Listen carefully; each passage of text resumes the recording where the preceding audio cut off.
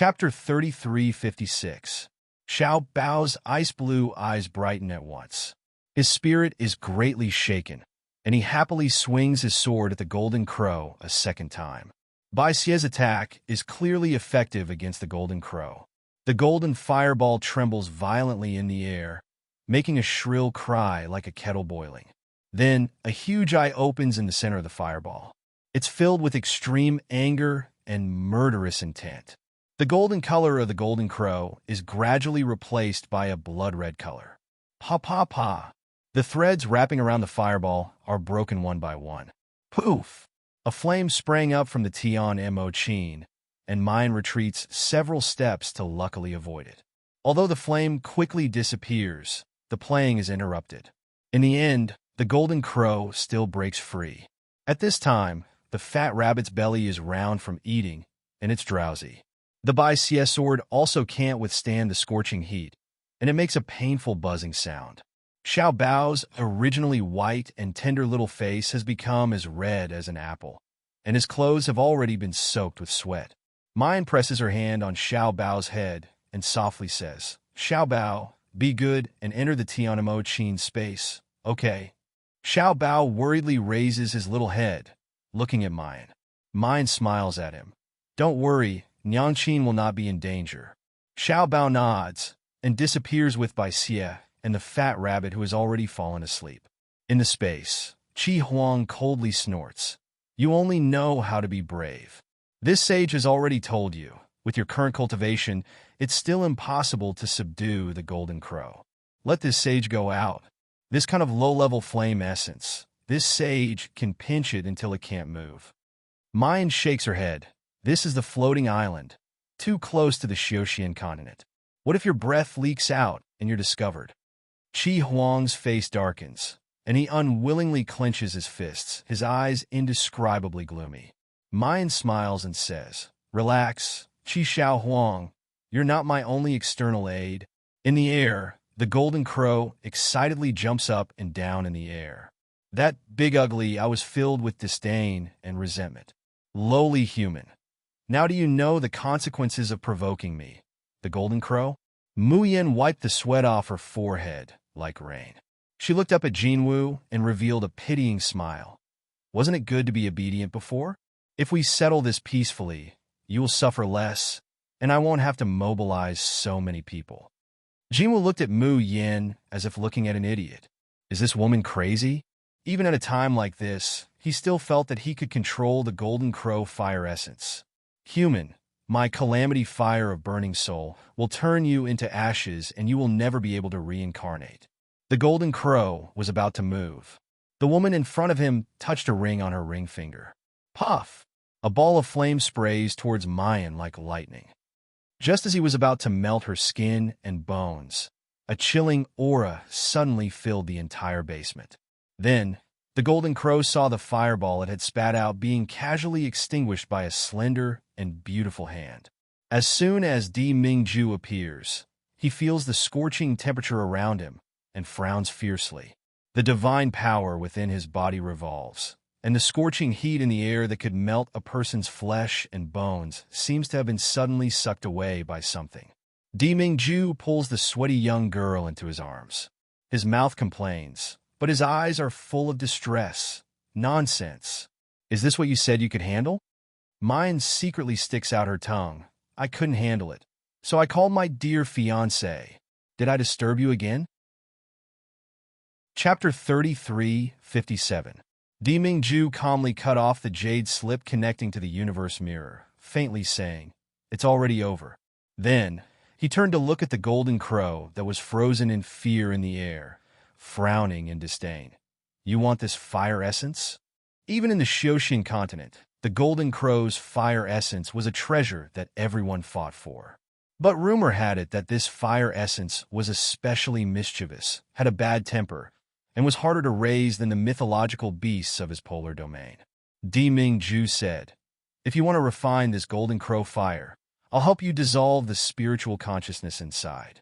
This way, it'll be easier for you to use it." The Golden Crow's entire body trembled. The enormous eye was filled with terror. The appearance that had turned blood red quickly recovered to gold, then silver. The fireball trembled up and down. It wanted to escape, wanted to release the fire essence that could burn everything in the world. But its instincts as an elf told it that facing this man, any tricks were useless. This man was too strong, stronger than everyone it had ever met on the Shoshin continent and the floating islands combined. That was an existence infinitely close to a god. Why? Why would such a terrifying man appear here? Was it really the end for the Grand Golden Crow today? It had worked so hard to cultivate a spiritual consciousness. It didn't want to dissipate. Woo woo woo. The huge eye trembled and then trembled again. Big drops of tears rolled down from it. The Golden Crow knew that begging this man was useless, so it turned its pleading gaze towards Mu Yen. Woo woo woo, I know I was wrong. I'm willing to be obedient. Spare me. Mu Yen looked at the pitiful Golden Crow in the air and smiled. I told you to be obedient earlier, but you didn't listen. Now do you know how gentle and kind this lady is to you? Deming Ju reached out to grab the air, and the trembling silver-white Golden Crow was caught in his hand. Divine power enveloped the fireball. The Golden Crow's enormous eye rolled up, full of despair. It's over, it's over. It's gonna die. Mu Yen finally pressed down on Deming Ju's hand, smiling. Forget it. Let's leave it with its dog life. A fire essence with spiritual consciousness is hard to deal with, but it has room for growth. My master said that if I want to refine pills that are above the saint grade, I need to refine a ball of spiritual fire that truly belongs to me. In my opinion, this is it. As he spoke, he stretched out 2 fingers and pinched the Golden Crow. After turning silver white, the Golden Crow's body no longer felt scorching hot. Instead, it felt warm like a hand warmer. Tell me, will you still be a demon in the future? The Golden Crow in her hand shook its head frantically. Are you willing to be obedient? Nodding madly. Are you willing to sign a master-servant contract with me? Willing. As long as my divine sense isn't erased, as long as I don't have to stay with this terrifying man, I'm willing to do anything. Mu Yen shows a gentle and kind smile and touches the warm silver ball. You see, wouldn't it have been better if you had been so obedient earlier? Why did you have to force me to use my trump card and bring trouble upon myself? Jinwoo. Sob. Who knew that your trump card was so illegal? The faint golden light turned into runes in the air and wrapped around Mu Yen and the Golden Crow. The master-servant contract was established. Mu Yen looked at the unconscious Xiang Yunzhou in the water and used her foot to kick the silently crying fire essence. Give him a bit of Golden Crow fire, idiot. I'm not asking you to burn him to death. I'm asking you to absorb it. The depressed Golden Crow heard Mu Yan's order and directly separated a small ball of golden flame to smash towards Xiang Yunzhou. Chapter 3358. Mine was caught off guard and couldn't stop it in time. She could only smash the Tian Mo-Chin in her hand. The Tian Mo-Chin and the Golden Crow fire collided. Boom! After a loud noise, the earth shook, and the entire basement completely collapsed. Alliance Master! Dr. June, how are you guys? Are you still alive? What's going on? The underground ice room was built with the hardest iron bluestone, and it was even covered with fortification and defense arrays. How could it collapse? Alliance Master, boo, did the Alliance Master die inside? In the Holy Heaven Alliance, everyone stood at the collapsed entrance, their hearts burning with anxiety. At this moment, their vision blurred and several figures appeared in front of them. The first thing everyone saw was a tall and handsome man who looked like a god. No, handsomeness was only a momentary sensation. The people present couldn't even see his appearance clearly, because with just a glance, they felt awe and submission from the bottom of their hearts. Their eyelids unconsciously drooped, not daring to look straight at him. Their bodies trembled slightly, as if instinctively wanting to kneel and worship. Who was this man? Why would he appear in their Holy Heaven Alliance? Only Steward Wu and the others were wild with joy when they saw the newcomer. Because other than the handsome man, there was also a devastatingly beautiful girl, as well as their unconscious Alliance Master, who was being carried by the man. "Dr. June, it's great that you're all right," Steward Wu almost cried out. He thought that his alliance master was dead for sure, and even the innocent Mayan's life was involved. He didn't expect Mayan's fiancée to be so resourceful.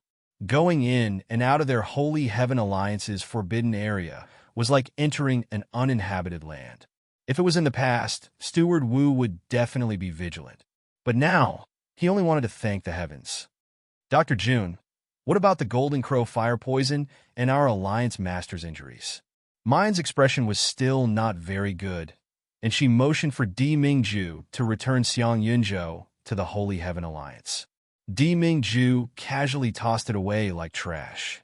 Steward Wu and the others scrambled over and managed to catch their alliance leader after much difficulty. Dr. June, could it be that our alliance master can't be saved?" Steward Wu's eyes were red, his face already showing despair. "Don't worry, his injuries have been healed. It was just that the consumption was too great, so he couldn't remain unconscious. When he wakes up, feed him some pills to replenish his spiritual power and vitality, and he will be able to recover completely." Steward Wu listened in a daze. For a moment, he felt as if he had suddenly flown from hell to heaven. "Dr. June, our Sacred Heaven Alliance is indebted to you." Di Mingju doesn't wait for them to finish speaking, and directly grabs them and disappears. Only the girl's clear and melodious voice came from afar. 3 days later, I will come to collect the consultation fee. In the Tian Mo Chin space. The Fat Rabbit, Little Phoenix by Xie, and Little Chick were surrounding a small silver ball and beating it up. "Ah, how dare you bully this beautiful sister? I'll beat you up. I'll beat you to death. Goo goo GG. Is this a new game? Huang Wang likes to play together." The small silver ball tried to dodge, but it was unable to do so. In the end, he couldn't help but cry. It was the Golden Crow. How could he be so miserable? As if a great demon king and a she-devil weren't enough, there were actually a bunch of little devils among them. All of them were bullying it. Chapter 3359. Woo woo woo. That's enough. Stop. An icy childish voice sounded. The little ones did not hesitate to stop bullying the little silver ball. The Golden Crow swayed and rolled half a circle, looking forward with its enormous single eye. He saw a fairy-like little boy with his arms crossed in front of his chest, slowly walking toward him. In front of the book pagoda not far away, there was a young man dressed in red with peerless talent. A pair of narrow phoenix eyes looked at it as though it was a pile of trash. The Golden Crow shuddered and started to tremble in fear. So scary, so scary. This little child had the presence of a demon king. Even his appearance was the same. And this red-clothed youth, it was clearly not near, but the Golden Crow felt as though it would be devoured at any moment. Xiaobao looked down at it and said coldly, "You are too stupid. You can't even understand mother's orders." The little chick flapped its broken wing excitedly and chuckled. "Stupid. Stupid. Too stupid. Not as smart as Huang at all. Golden Crow?" Xiaobao, Brother Chihuang said that the intelligence of elves can be tempered. So starting from today, you will be trained by us. Strive to become an obedient and smart spirit fire like mother. The Golden Crow blinked its large eyes. "Caw? Train what?" The pitiful Golden Crow did not know that its miserable life had just begun. Floating Island, Lawn Family Imperial Palace. A long-haired man dressed in a spotless white robe stood by the bed and looked at the cauldron glowing yellow in his palm. He narrowed his eyes, and the corners of his mouth curled into a cold smile. Someone actually subdued the Golden Crow fire first. Interesting. Who had the ability to even subdue the Golden Crow fire essence? Was it from the Xiuxin continent? Greetings, State Preceptor. The man in front of the window turned around and looked down at the man kneeling on the ground. He smiled warmly. "How is the matter at Sky Light Ruins?" The black-robed man's expression froze, fear in his eyes. "As State Preceptor, just a bit more. The boundary of Floating Light Island will be destroyed by the fiendish energy. Please give me some more time, Imperial Preceptor. Jingyan, I trust you. That's why I gave you the mission of the Tingguang Ruins. You won't disappoint me, right?" Cold sweat dripped down from the black-robed man's forehead. His palms, which were pressed against the ground, were wet and cold. It took him a long time to control his voice from trembling. "Don't worry, State Preceptor. I will definitely complete the task." With that, he kowtowed heavily and turned to leave. Her lowered eyelids hid the worry and hesitation in her eyes. A girl named Yi Liang-Chen suddenly appeared in the Tianguang ruins. This person had emerged as a new force in the last few months, plundering most of the treasures in the world of bloodshed. But it just so happened that none of these treasures had been handed over to the Three Alliances and the Lan Clan Empire. The black-robed man had sent many people to all the major cities to investigate, but he could not find anyone who looked like Yap Liangchen. Most importantly, this person had already topped the Carnage chart 5 times in a row. However, the warning from the Imperial Preceptor was still ringing in his ears. The black-robed man clenched his sweaty hands. Never mind, it would be better not to report this matter to the Imperial Preceptor. After all, it was only 5 times. It was still far from 12 times. Also, at most 6 times. In the heavenly light ruins of the massacre chart, no one had been able to top more than 6 times in a row. When he caught this Yap Liang-Chun, he would ask for forgiveness from the Imperial Preceptor. Chapter 3360. Sky Island, Tianguang Ruins. Unknowingly, the previously dilapidated and shabby base of the Thunder Gang had greatly changed its appearance. Although it wasn't richly ornamented and magnificent, it was decorated warmly and comfortably. The layout and atmosphere of the whole palace were warm and lively. It formed a sharp contrast with the gloomy and cold world of slaughter. In the main hall, Ma Quishan was discussing gang affairs with several elders of the Old Man No. 1 under the World Gang. Suddenly, there was a flash of light on the sofa in front of them. A young girl in green clothes with a delicate face appeared in front of everyone. The people in this room were all fierce and murderous. Only Ma Quishan was slightly better. It made the girl on the sofa look especially young and immature, slender and fragile. It was as if anyone here could crush someone to death with just a finger. However, when the fierce men in the room saw the girl, their eyes immediately lit up. Like fanatical believers, they rushed over and kowtowed to the girl excitedly. "Great Goddessy, you are finally here. There are only 10 days left until the 6th slaughter list is updated. We were afraid that you would come too late and let someone else take advantage of you." Mu Yin smiled. "Why do you seem to care more than me about whether I can continue to be the top of the slaughter list?"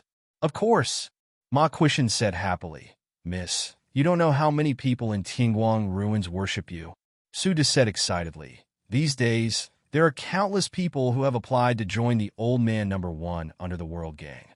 The reputation of our gang has now steadily surpassed that of the Drunk House and the Moon of West River." When he first followed Boss Liu to rob Mu Yin, he never thought that he would follow such a new master who defied the natural order. Su'er. Now, next to the slaughter list, there are already many people who have opened bets, betting on whether Great Goddess Yi can break Fu Izue's record of 6 consecutive times. Mu Yin smiled. "What are the odds?" Su Sen answered, "The odds that you can tie Fu Izue's record are 100 to 1, and the odds that you can break Fu Izue's record are 1 to 1. Mu Yin originally just asked casually, but when she heard the odds, she also showed a surprised expression. Even Ma Quishan was hearing this for the first time. Why are the odds so low to break Fu Izue's record? Could it be that the strength that young Miss had displayed during this period of time was not enough for them to recognize reality? Who in the Tianguang ruins can contend with Miss? Suda glared at his 2 dim-witted brothers. Only then did he cough lightly and say, "Great God Yi, you might not know, but ever since the slaughter world of Tianguang ruins was formed, the slaughter ranking has long been updated who knows how many thousands of times. During this period of time, there were people like Fu Izue who managed to rank first 6 times in a row, but no one managed to rank first 7 times in a row. Seems like," he paused and said hesitantly, "seems like there's an invisible restriction in Heaven Light Ruins. Once you rank first on the Carnage roll for 6 consecutive times, this invisible restriction will be activated. If one killed a dire beast, the number and strength of the dire beast would multiply. If one killed a human, one's opponent would receive all sorts of protection from Tianguang ruins. But one would be plagued by bad luck, and it would be difficult for one to move an inch in Tianguang ruins. This kind of restriction will only disappear after the first place on the slaughter list changes hands. Mu Yin looks pensive. No wonder. The time ratio between Tianguang ruins and reality was 10:1. In other words, over 20 years had passed in the real world, but over 200 years had passed in the Tianguang ruins. Chapter 3361. The slaughter list was rotated every 3 months. So far, the list had been updated at least 1,000 times. How could there not be one person who topped the list 12 times in a row? Suda said with a flattering smile, "But great God, ye has proven your strength. Just like Fu Izue, even if you didn't win the title 12 times in a row, how many people are willing to follow you? The treasures in Tianguang ruins are all yours." Mayan waved her hand and said nothing more. She turned and flew towards the wild beast forest. 8 days later, Yi Lianshan's name once again topped the slaughter list. 2 days later, the first place did not change. Tianguang ruins announced again that the 39th round of the slaughter list was Yi Lianshan. Whoosh! The camp of the old man #1 in the world gang was boiling. Their great god, Yi was indeed the strongest. In the wild beast forest, Mayan looked at the wild beast in front of her that had suddenly become several times stronger. Her expression became very serious. It seemed that Suda and the others were right. There was an invisible prohibition in Tianguang ruins that did not allow anyone to win the title more than 6 times in a row. But why was that? Just as the thought flashed through her mind, the wild beast roared and rushed up. Mayan quickly took out the Tian Mo Qin to resist. However, the wild beast did not only increase in strength but also in number. In the originally quiet jungle, the roars of the wild beasts were getting closer and closer. Their escape routes were almost all blocked. Mayan's heart shuddered, and she quickly retreated out of the jungle. With great difficulty, she got rid of the wild beasts. As soon as she got out of the jungle, Mayan was blocked by a group of masked men in black. "Who are you people?" The people on the opposite side did not speak, but took out their weapons without a word. Each weapon was dipped in poison, emitting a creepy blue-purple light. These people were obviously prepared. They had been waiting here for a long time with the purpose of intercepting and killing Mayan, who was now rejected by Tianguang ruins. If it was an ordinary person, there would be no way out in this environment. But there was not much panic on Mayan's face, because these people did not know that the floating light jade key on her body allowed her to enter and exit Tianguang ruins at will. There was no need to rush to a specific entrance. She could leave and stay if she wanted. In this Tianguang ruins, no one could stop her. However, Mu Yin did not plan to escape just like that. She also wanted to see what secrets were hidden in this massacre skylight ruins. Just who had turned little light into this. The 7 Absolute sword was unsheathed to meet the enemy. However, as time passed, Mu Yin discovered that she had underestimated the restrictions of Tianguang ruins. He could clearly see the sword move, but his hands and feet seemed to be restrained by invisible hands. Only by exhausting all the strength in his body could he resist. Before long, Mu Yin's body was already covered with cuts and bruises.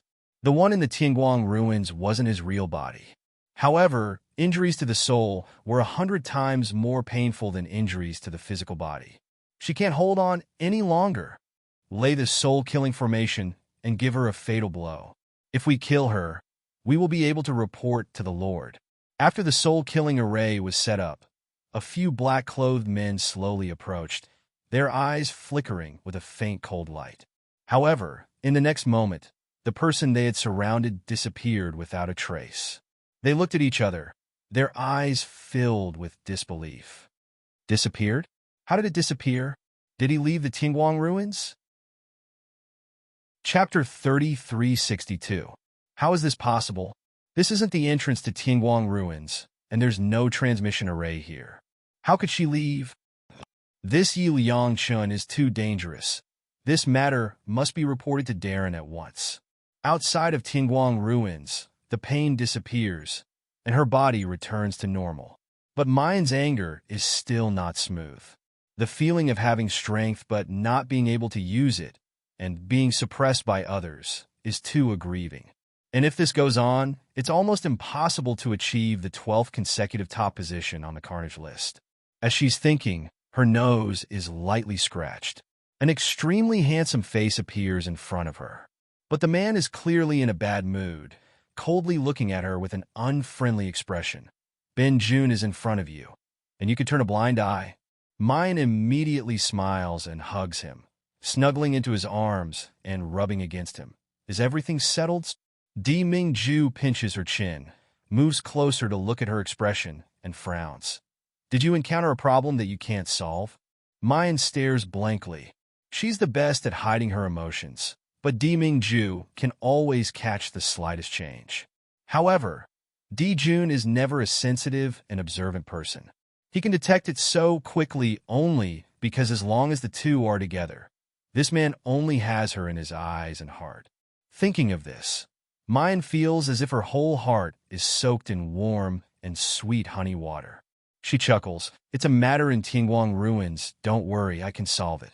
By the way, how is the investigation of the Ning family going? Hearing that it's a matter in Tianguang ruins, Di Mingju's face turns a little unsightly. Only Tianguang ruins, which belongs to the Nether domain, is a domain that he can't touch and protect. When he hears the last sentence, his already unsightly face becomes even colder. The people of Yu tribe sent back news that there's no Ning Yinxin in the Ning family, and no one has seen Jun Shiyuan. The most important thing is that the Ning family's main family is really strange. The whole family doesn't live in a house or palace, but in an incomparably sturdy semicircular fortress that can't be probed with divine sense. Even with Di Mingju's frightening cultivation, his divine sense can't penetrate the fortress. The fortress is closed all year round, and Hanyi has sent his subordinates to monitor it for several months, but no one comes in or out. There were many cultivators with the surname Ning living outside the fort, forming a massive family clan. But these people knew almost nothing about the matters of the Ning family's direct descendants. Di Mingju coldly says, Ben-Jun will directly blast open that fortress. Don't. Mu Yin quickly stopped him. What if my biological parents are in the fortress? Don't tell me you want to become enemies with them? Jun Shangdaran thinks about it, and his face darkens. If it were someone else, so be it. The Polar Domain's sovereign emperor would not be afraid of them. But if the people inside were Mu Yan's biological parents, that is, his father-in-law and mother-in-law, then he would really offend them. Mu Yan smiled and reached out to stroke the man's cheek, softly saying, "Let me investigate this matter. I have a feeling that I will definitely get some information about my biological parents here. I've waited for so long. What's the point of waiting another year and a half?" Di Mingju coldly snorts and suddenly reaches out to press down on the girl's nape. He heavily kisses her. "Promise me, no matter if we can break off the engagement or not, as long as you ascend to the Xiaoxian continent, we will get married." Mu Yan's complexion is as red as her lips, but her pair of peach blossom eyes are astonishingly bright. "All right, you still want to stop me from marrying the man I love with a mere marriage contract." Chapter 3363. The corner of Di Mingju's mouth lifts up, and he suppresses it again. "What's more, there are so many fairies and fairies in the Xiaoxian continent who are coveting you. What island master Yu Yinran? What Tian Yimin's young master? If I don't tell the world that this man belongs to me, what if someone else takes him away?" The smile on the corner of her mouth finally can't be suppressed, and it slowly spreads. Di Mingju embraces her in his arms. Even if he tries to suppress it, one can still hear the happiness in his voice. "Well, you have to tell the world that Ben-Jun is yours. You are also Ben-Jun's." 3 days later, Mu Yin finally sees Xiang Yunzhou, who has returned to normal. His long beard flutters, and his figure is slender. Although there are wrinkles on his face, and his hair is a little gray, it doesn't prevent him from being a refined and handsome old man. Seeing Mu Yin, Xiang Yunzhou deeply bows to her, his eyes full of gratitude. "I can't thank you enough. Dr. Jun, What kind of treasure are you going to refine? It's very straightforward, without any intention of beating around the bush. However, Muyin likes this kind of vigorous and resolute style very much. She turns her wrist, and a crystal-clear long sword appears in her hand. Almost at the moment when the Seven Absolutes sword appears, Xiang Yunzhou's eyes widen, showing an expression of fascination and amazement. Seeing that Muyin doesn't object, he carefully takes the Seven Absolutes sword and caresses it in the air like a rare treasure. I have never seen such a godly weapon. All the sharp sword energy is converged inside, not even a little bit leaked out. In this material, I have never seen it before. How many precious materials are needed to refine such a unique flying sword? After looking at it for a while, Xiang Yunzhou reluctantly returns the Seven Absolutes sword to Mu Yan. Suddenly thinking of Mu Yan's intention, he frowns slightly. Does Dr. Jun want me to improve this flying sword for you?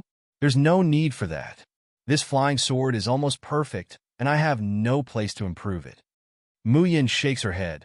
I want to ask Chief Xiang to refine a few more sets of such flying swords for me. A few sets? What do you mean? A set of 7. How many sets can you refine is that? After all, my materials are limited. Xiang Yunzhou staggered and almost fell. Just this 7 Absolutes sword alone already made him feel the terrifying energy contained in it, and it was not inferior to the 9th Heaven Thunderblade at all. He had never seen such a peerless divine weapon before. Forget about refining a few sets. He couldn't even refine one. Mu Yan directly threw a piece of paper and a chinquan bag to Xiang Yunzhou. This is the refining method of the 7 Absolute swords and the materials needed. I have prepared a total of 3 sets. Xiang Yunzhou took the paper and looked at it, and his eyes suddenly widened. This such a secret refining method. Dr. Jun, you gave it to me just like that? Mu Yan saw that he was even trembling as he spoke, and couldn't help but ask strangely, I don't know how to refine artifacts. What's the use of keeping this secret method? Could Alliance Chief Xiang succeed? I don't ask for all 3 sets to be completed. As long as I can complete 1 set, we'll be even. Xiang Yunzhou took a deep breath and bowed slightly. I will not let you down. The grace of saving his life, exposing Wen Jiyin's conspiracy, the secret refining method, he owes this Dr. Jun too much. Xiang Yunzhou has made up his mind. Even if he has to do his best, he must refine a peerless divine weapon. Chapter 3364. However, 5 days later, when Mayan was invited to the Sacred Heaven Alliance's headquarters again, she saw Xiang Yunzhou full of guilt and frustration. Her heart skipped a beat. Alliance Master Xiang, did the refining not go well? Xiang Yunzhou's face was pale, his lips were chapped, and his eyes were dark. His body was weak and tottering, as if he would fall at any time. Hearing Mayan's inquiry, Xiang Yunzhou's face was full of shame. Dr. Jun, I am ashamed that I can't even do this for you. Steward Wu, who was standing next to him, couldn't help but say, Dr. Jun, for the past 5 days, our Alliance head has been refining weapons day and night, ignoring the fact that her body has just recovered. But for some reason, at the last step, she inexplicably failed. Xiang Yunzhou took out the chinquan bag and handed it to Mayan. I'm sorry, there is only 1 left of the materials that you went through so much trouble to find. I'm really ashamed of your kindness. Only 1 of the 3 materials was left. It would be a lie to say that he didn't feel pain. There were many priceless treasures inside, and it would be extremely difficult to find more. But Xiang Yunzhou had obviously tried his best. Mayan sighed softly and reached out to take the chinquan bag. Even Xiang Yunzhou couldn't do it. Was there really no way for her to add more natal swords? She heard Qi Huang's exasperated roar. Trash, trash, trash. I gave you the refining method of the lowest level 7 absolute swords, and he can't even refine it. What the hell is he doing? I am so angry. Mayan's action of putting away the chinquan bag paused. She suddenly gritted her teeth and stuffed it back into Xiang Yunzhou's hands. Alliance Master Xiang, I will heal you now so that you can recover your energy. Can you try to refine it again? This time, I want to see it with my own eyes. Xiang Yunzhou's eyes widened slightly. Then he smiled bitterly. Miss June, It's not that I am unwilling, but my level is not worthy of refining such a divine weapon. Even if I refine it again, it would be a waste of these precious materials. How about this? Wait for my Sacred Heaven Alliance's old ancestor to come back. Let him— No need. Mu Yin firmly stuffed the Qinkuan bag into Xiang Yunzhou's arms. I believe in Union Master Xiang's sincerity and ability. Even if I fail the last time, it will be my own decision. It has nothing to do with anyone else. Xiang Yunzhou stares blankly at her. Dr. Jun, do you trust me that much? In fact, in my Xiang family, my talent in refining weapons has always been unpresentable. However, he loved refining so much and hated fighting and scheming against each other. The reason he had been schemed against this time was because he had been in a rush to absorb the Golden Crow fire to prove that he had the ability to repair the Tong Tian halberd. If Mu Yin had not appeared, he could not imagine what would have happened to him and the Sacred Heaven Alliance. Therefore, after waking up, Xiang Yunzhou's emotions were immersed in self-loathing and guilt. Mu Yin smiled slightly. Alliance leader Xiang, I've seen many artificers and also many people in high positions of power. However, I've never seen anyone like you. You're clearly the alliance leader of a huge force like the Sacred Heaven Alliance, but you're still pure and innocent, and you're not greedy for power. You're only obsessed with artifact forging. I think if my life-bond sword could be forged by a master like Alliance Master Xiang, it would be my honor. With a leader like this, the Sacred Heaven Alliance might not be at its peak, but the cultivators and citizens would live happy lives. Chapter 3365. Steward Wu looked at Mayan with a smile, then looked at Xiang Yunzhou. That gaze wasn't like the reverence other subordinates had when they looked at their master, but it was filled with intimacy and tolerance. Xiang Yunzhou's long eyelashes trembled slightly, and there seemed to be tears in his eyes. After a long time, he received the Cosmos sack and said through gritted teeth, "All right, I'll try again." Mu Yin had always felt that Xiang Yunzhou's character was soft and gentle. He didn't seem like a union leader, but more like a rich mortal son. However, after witnessing his artifact forging with their own eyes, they suddenly realized that he was an expert at the peak of the sea-splitting realm. Even on the floating island, there were very few cultivators who had reached the peak of the sea-splitting realm. And Xiang Yunzhou was still a spirit cultivator. His summoned beast was a flaming moon fox. According to Steward Wu, the flaming moon fox's eyes were originally brown. However, after Mayan helped Xiang Yunzhou absorb a small amount of the Golden Crow's fire, it turned golden red. The flames he spat out also turned from the original orange red to a golden red. As the spiritual fire in the furnace burned more and more fiercely, Xiang Yunzhou completely restrained the anxiety and uneasiness in his eyes and focused all his attention on the materials.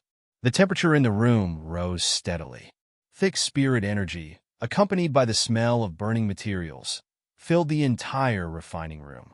Steward Wu, Dr. Jun, when you're halfway through refining a high-grade magic tool, a spiritual vortex will appear in the surroundings. Your cultivation level is too low, so it's dangerous for you to stay here. Why don't you wait outside? No need. Mu Yin only replied with these two words. Then she attentively watched Xiang Yunzhou's every move.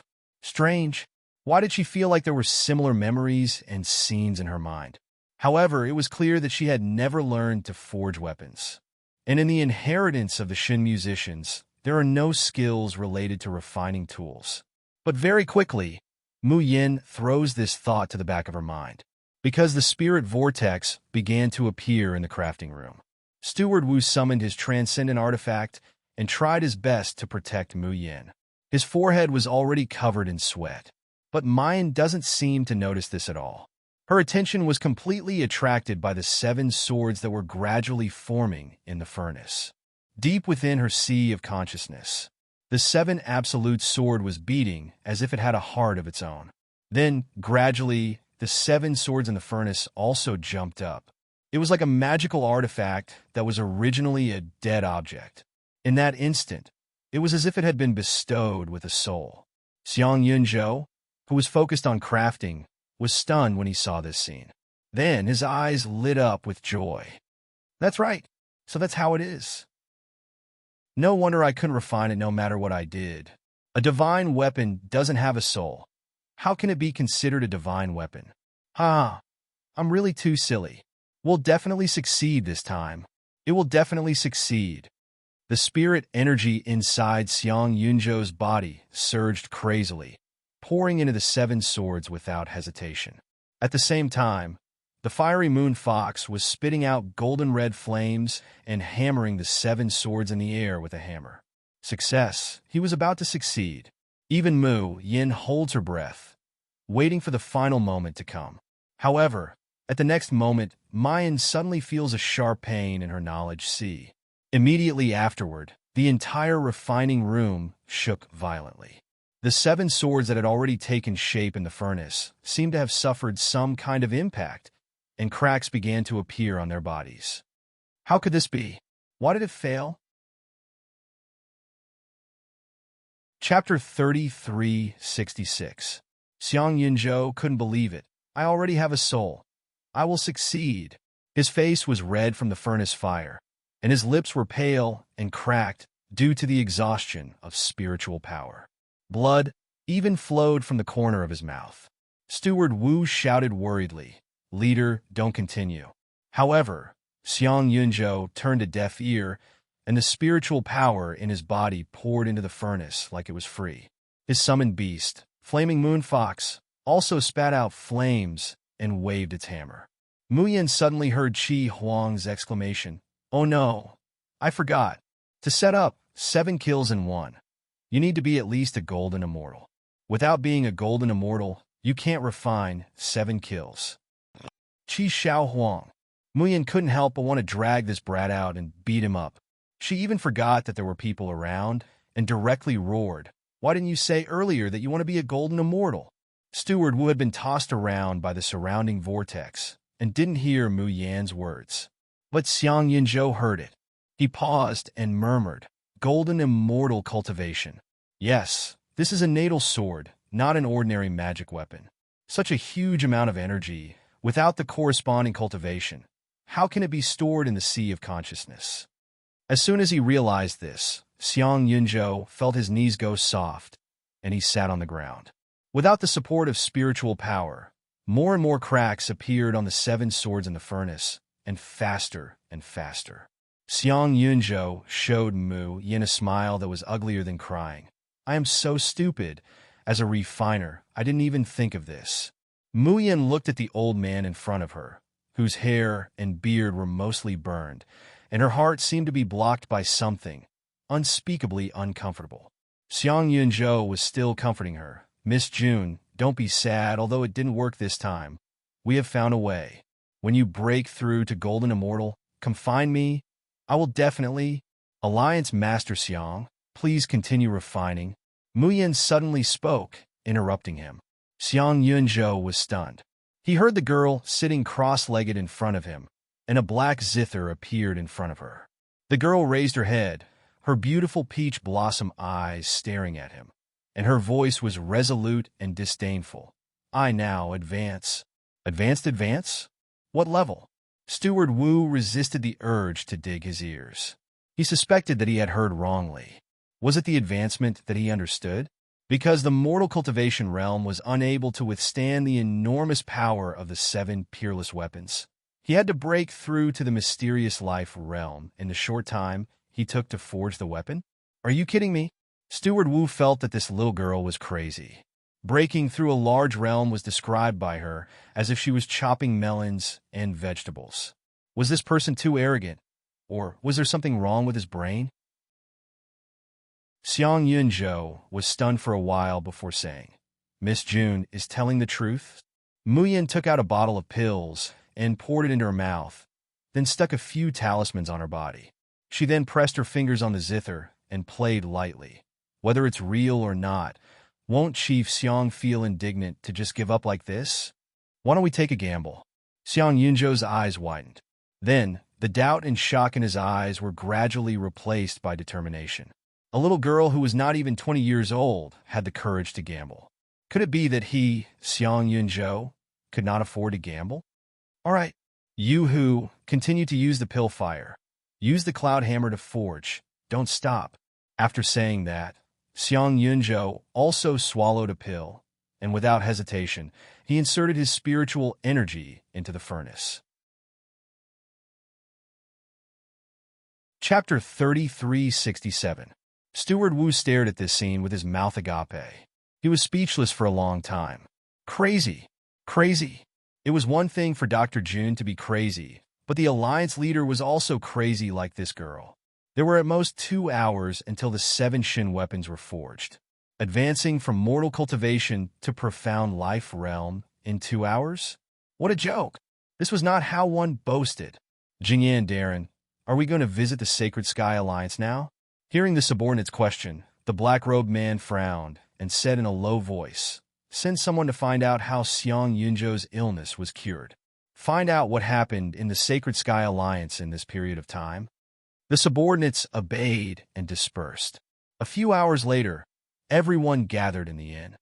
The Sacred Sky Alliance is very tight-lipped about their Alliance leader's treatment process. We only got some information after several rounds of asking. It was a female doctor with the surname Jun.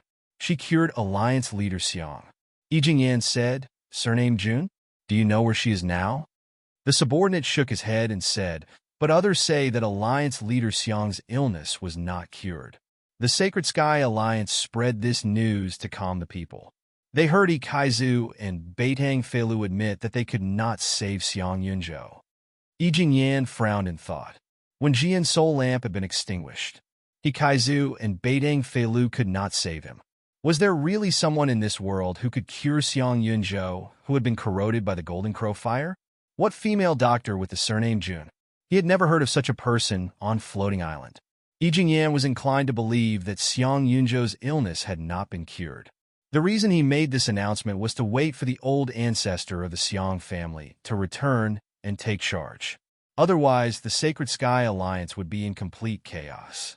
When Jian's death was most likely due to the backlash of the Golden Crow fire. Thinking of this, Yi Jingyan gave a dark smile. In that case, the Golden Crow fire must still be in the Sacred Sky Alliance. We will take the Golden Crow fire essence and the Ninth Sky lightning blade away tonight. This, if the people of the Sacred Sky Alliance find out, Yi Jingyan snorted. So, what if they find out? The people of the Sacred Heaven Alliance had never been willing to listen to the Imperial Preceptor's orders. They even swaggered around just because the Heavenly Halberd needed them to repair it. With the Golden Crow fire, the Holy Sky Alliance would be useless in the future. If they dare to resist, I might as well get rid of them on behalf of the Imperial Preceptor. Wen Yan's subordinates also revealed arrogant smiles. 1 country and 3 alliances is the structure of the floating island that hasn't changed for hundreds of years. Today it's time for a change. Those who resist the Imperial Tutor should all die. They were talking and laughing. Suddenly, a loud rumble came from the direction of the Sacred Heaven Alliance headquarters. The entire Spirit Wonder Mountain trembled. What happened? Sir, look! A subordinate pointed at the sky above Mount Spirit Wonder and shouted, Those are tribulation clouds? The originally clear blue sky was now covered in a thick layer of clouds. The lightning split the thick dark clouds like a spider web, emitting a colorful light. In the bustling market at the foot of Mount Spirit Wonder, everyone stopped what they were doing and looked up at the sky. Is someone undergoing tribulation? No, it doesn't look like it, right? I've never seen anyone with a 7-colored tribulation cloud. Yes. The last time our sect master broke through from the mountain opening realm to the earth creation realm, there was no such commotion. Only a heaven-shattering realm cultivator would have such power, right? Chapter 3368. Yi Jingyan and the others wore solemn expressions, their eyes full of bewilderment. With such a huge commotion, could old man Xiang have returned? Rumble! A bolt of lightning as thick as a bowl descended from the sky, landing above the Sacred Heaven Alliance headquarters. The defensive formation was activated, emitting a dazzling white light. Then, countless bolts of lightning began to rumble down one after another. The entire Spirit Wonder Mountain trembled. The items placed on the street rolled to the side of the road under the shockwave. Such a huge formation. If someone is undergoing the tribulation, what kind of talent and strength would that be? But is this really a tribulation? The thunder gradually weakened, and the seven-colored lightning that split the tribulation clouds also gradually disappeared. The shaking of Mount Spirit Wonder also gradually stopped. Quick, let's go to the Sacred Heaven Alliance to take a look. Alliance Chief Xiong can't have advanced, right? Stop joking. Alliance Chief Xiong just reached the peak of Sea-Splitting Realm a few years ago. How could he? The discussion was not over yet. Suddenly, 7 rays of silver light shot out from the Sacred Heaven Alliance headquarters, soaring into the clouds. Swish, swish, swish, swish, swish. 7 translucent long swords lined up and slashed at the tribulation clouds. Boom! After the loud noise, the thick tribulation clouds dissipated, revealing a clear blue sky. The afternoon sun shone down.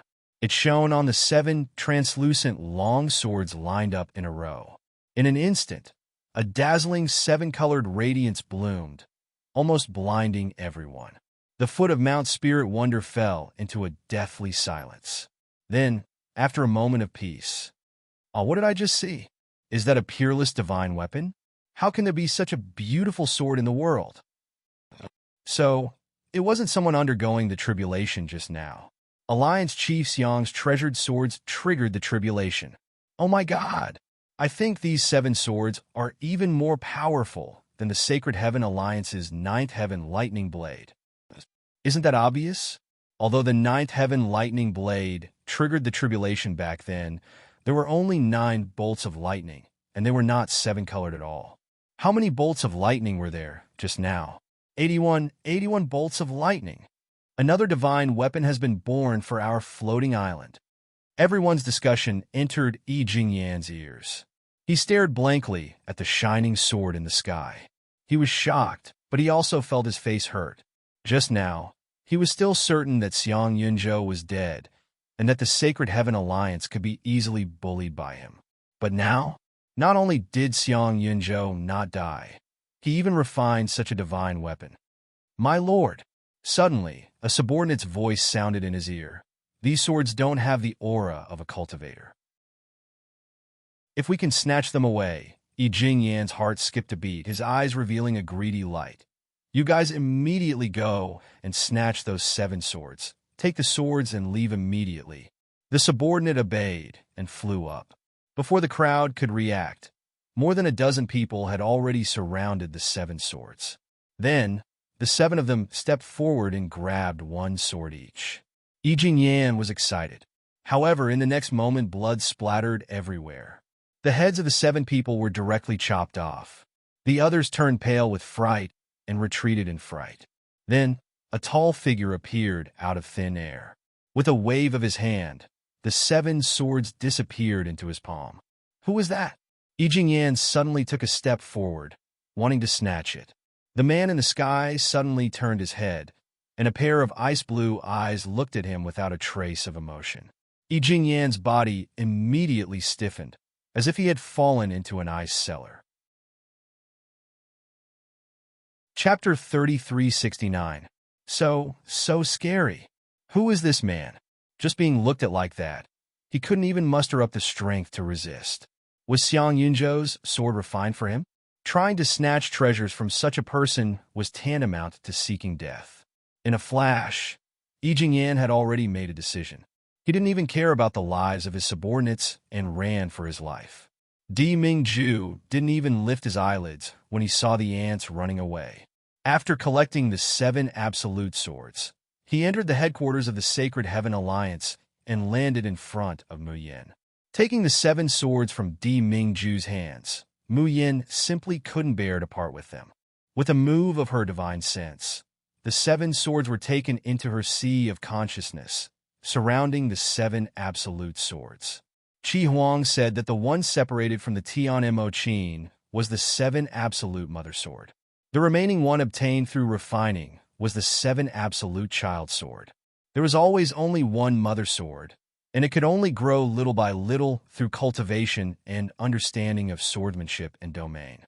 Child swords, on the other hand, had to be strengthened through refining.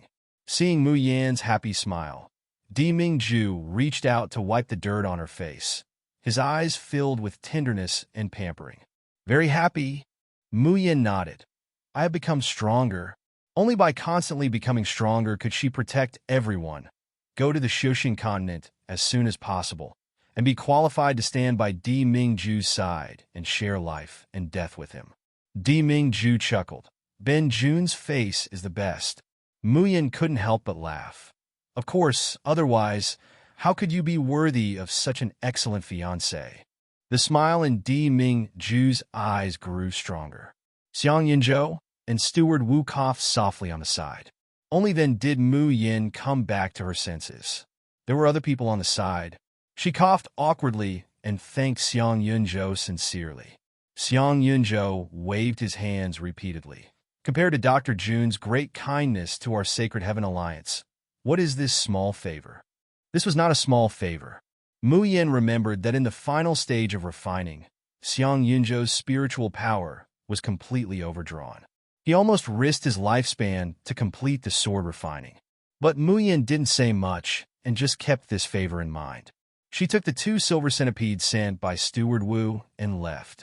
Mayan had gained a lot from this trip to the Sacred Heaven Alliance.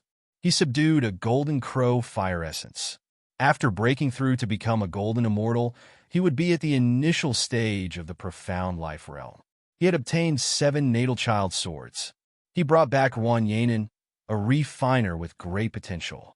Most importantly, after the 7 absolute sword was successfully refined, she and Di Mingju had a good date in the vicinity of Mount Lingmiao for a few days. Ever since the two met and fell in love with each other, they had been apart more often than not. Even if they gathered together, there would still be many disturbances. The past few days were a rare moment of peace and tranquility. In the beautiful silver Gorgon forest, where green willows swayed and silver leaves fluttered, Mayan nestles in Di Mingju's embrace, reaching out to catch a silver leaf that falls from the treetop. Swaying gently, it was bright and translucent, as if it was condensed from moonlight. Shouldn't we go back? Mu Yan looked up and chuckled. Otherwise, Xiao Bao will think that we abandoned him. As soon as he finished speaking, the bet was made. Sealed with a kiss. It was gentle and lingering. The silver leaves rustled and fell, and the wind rustled the silver Gorgon forest. Suddenly, Di Mingju pushed away the person in his arms, panting slightly. His voice was hoarse. Didn't you want to enter Tianguang ruins to fight for the first place? There shouldn't be much time left, right? It's better to go now. Chapter 3370. Mayan's eyes are beautiful, but her mind is somewhat absent-minded. She stares blankly at his words. Now? The man's voice grew hoarser. Now. Otherwise, I'm afraid I won't be able to control myself. Mayan's face reddens, and she enters the Tian Mo Chin space in a flash. Soon after, she activates the floating light jade key. In the magnificent silver Qilin forest, only Di Mingju is left. The tender expression on his face had completely disappeared. He looked at a certain spot in the void and said coldly, "Do you want to come out yourself? Or do you want me to drag you out? Ha ha. Indeed worthy of being the polar domain's sovereign lord. We were clearly hiding so well, but you actually found us." Silhouettes began to appear one after another in the surroundings. These people were all dressed in black with a strange symbol embroidered on their chests. His face was covered with a strange mask painted with blood-colored totems. The leader had long limbs and was nearly 3 meters tall. As he walked, his head bumped into the branches and leaves that hung down, making a rustling sound. Di Mingju narrowed his eyes. Long-handed race? Hey, does the Emperor know? The man in the lead let out a low laugh. What an honor! I thought that no one in this world knew about the long-handed clan's existence. Although he said it was an honor, his tone was indescribably indifferent. I am Heavenly Crane of the long-handed race. Greetings to the Emperor of the Polar Domain. While they were talking, 2 figures came from the horizon at lightning speed. In the blink of an eye, He's already in front of Di Mingju. Han Yi coldly says, "Who are you people? What do you want to do?" Sky Crane unhurriedly takes out a small black flag, sneering. "Han Yidarin doesn't need to know who we are, because very soon, all of you will die. It's useless even if you know. Who do you think you're talking to?" Han Yi is unable to restrain his anger. The long sword in his hand is unsheathed, and he suddenly thrusts it towards the Sky Crane. The immortal force around Mount Lingniao seems to be attracted by a vortex, all of it converging towards the tip of Han Ye's sword. A strong wind blew in the silver dew forest, causing silver leaves to fly everywhere. A whirlwind chop suddenly chopped out. A huge crack appeared on the ground. Even the air seemed to have been sliced in half by the powerful sword energy. However, the Sky Crane, who was facing the terrifying attack, did not panic at all. He gently waved the small flag in his hand with his slender hand. Then, the flag, which was originally the size of a palm, suddenly grew bigger. It turned into a huge black flag and flew into the sky. The subordinates behind Sky Crane were not to be outdone. Each of them took out a black talisman and threw it into the air. Rumble! It was as if a thundercloud had covered the whole forest. Dense black mist spread out from the banner, and in a split second, the silver Qilin forest was so dark that one couldn't even see their own fingers. "Shadow Thunder Curse!" Han Yi cries out in alarm, wanting to retreat, but his body seems to be stuck in a swamp, unable to budge. The thick black mist had already wrapped around his body. A bone-chilling coldness rose from his heart, and his hair stood on end, causing his body to tremble uncontrollably. But soon, he couldn't worry about himself anymore. This was because the black mist that pervaded the flag had also wrapped around the Shadow Demon, and there was even a tentacle that had already drilled into the Shadow Demon's heart. If one was corroded by the curse, it would be like maggots attached to the bones, pestering them for life.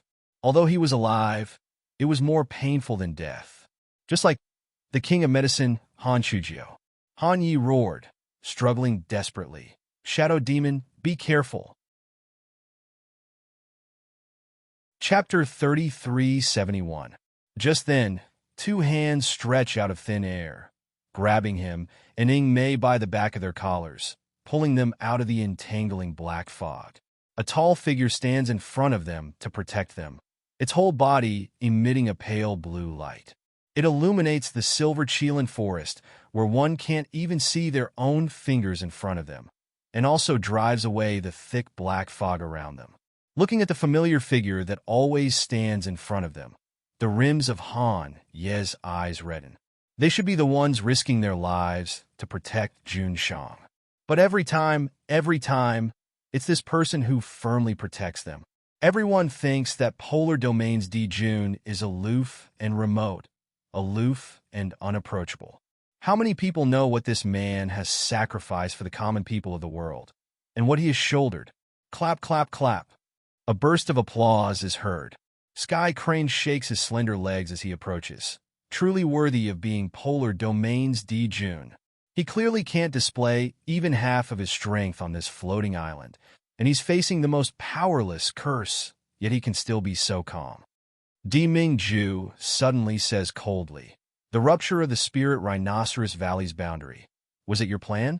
Sky Crane stares blankly, then immediately smiles. "What is Di Jun talking about? Why can't I understand?" Di Mingju doesn't pay attention to him, continuing, "The collapse of the skies, the ravaging of the poltergeist, was it also your handiwork?"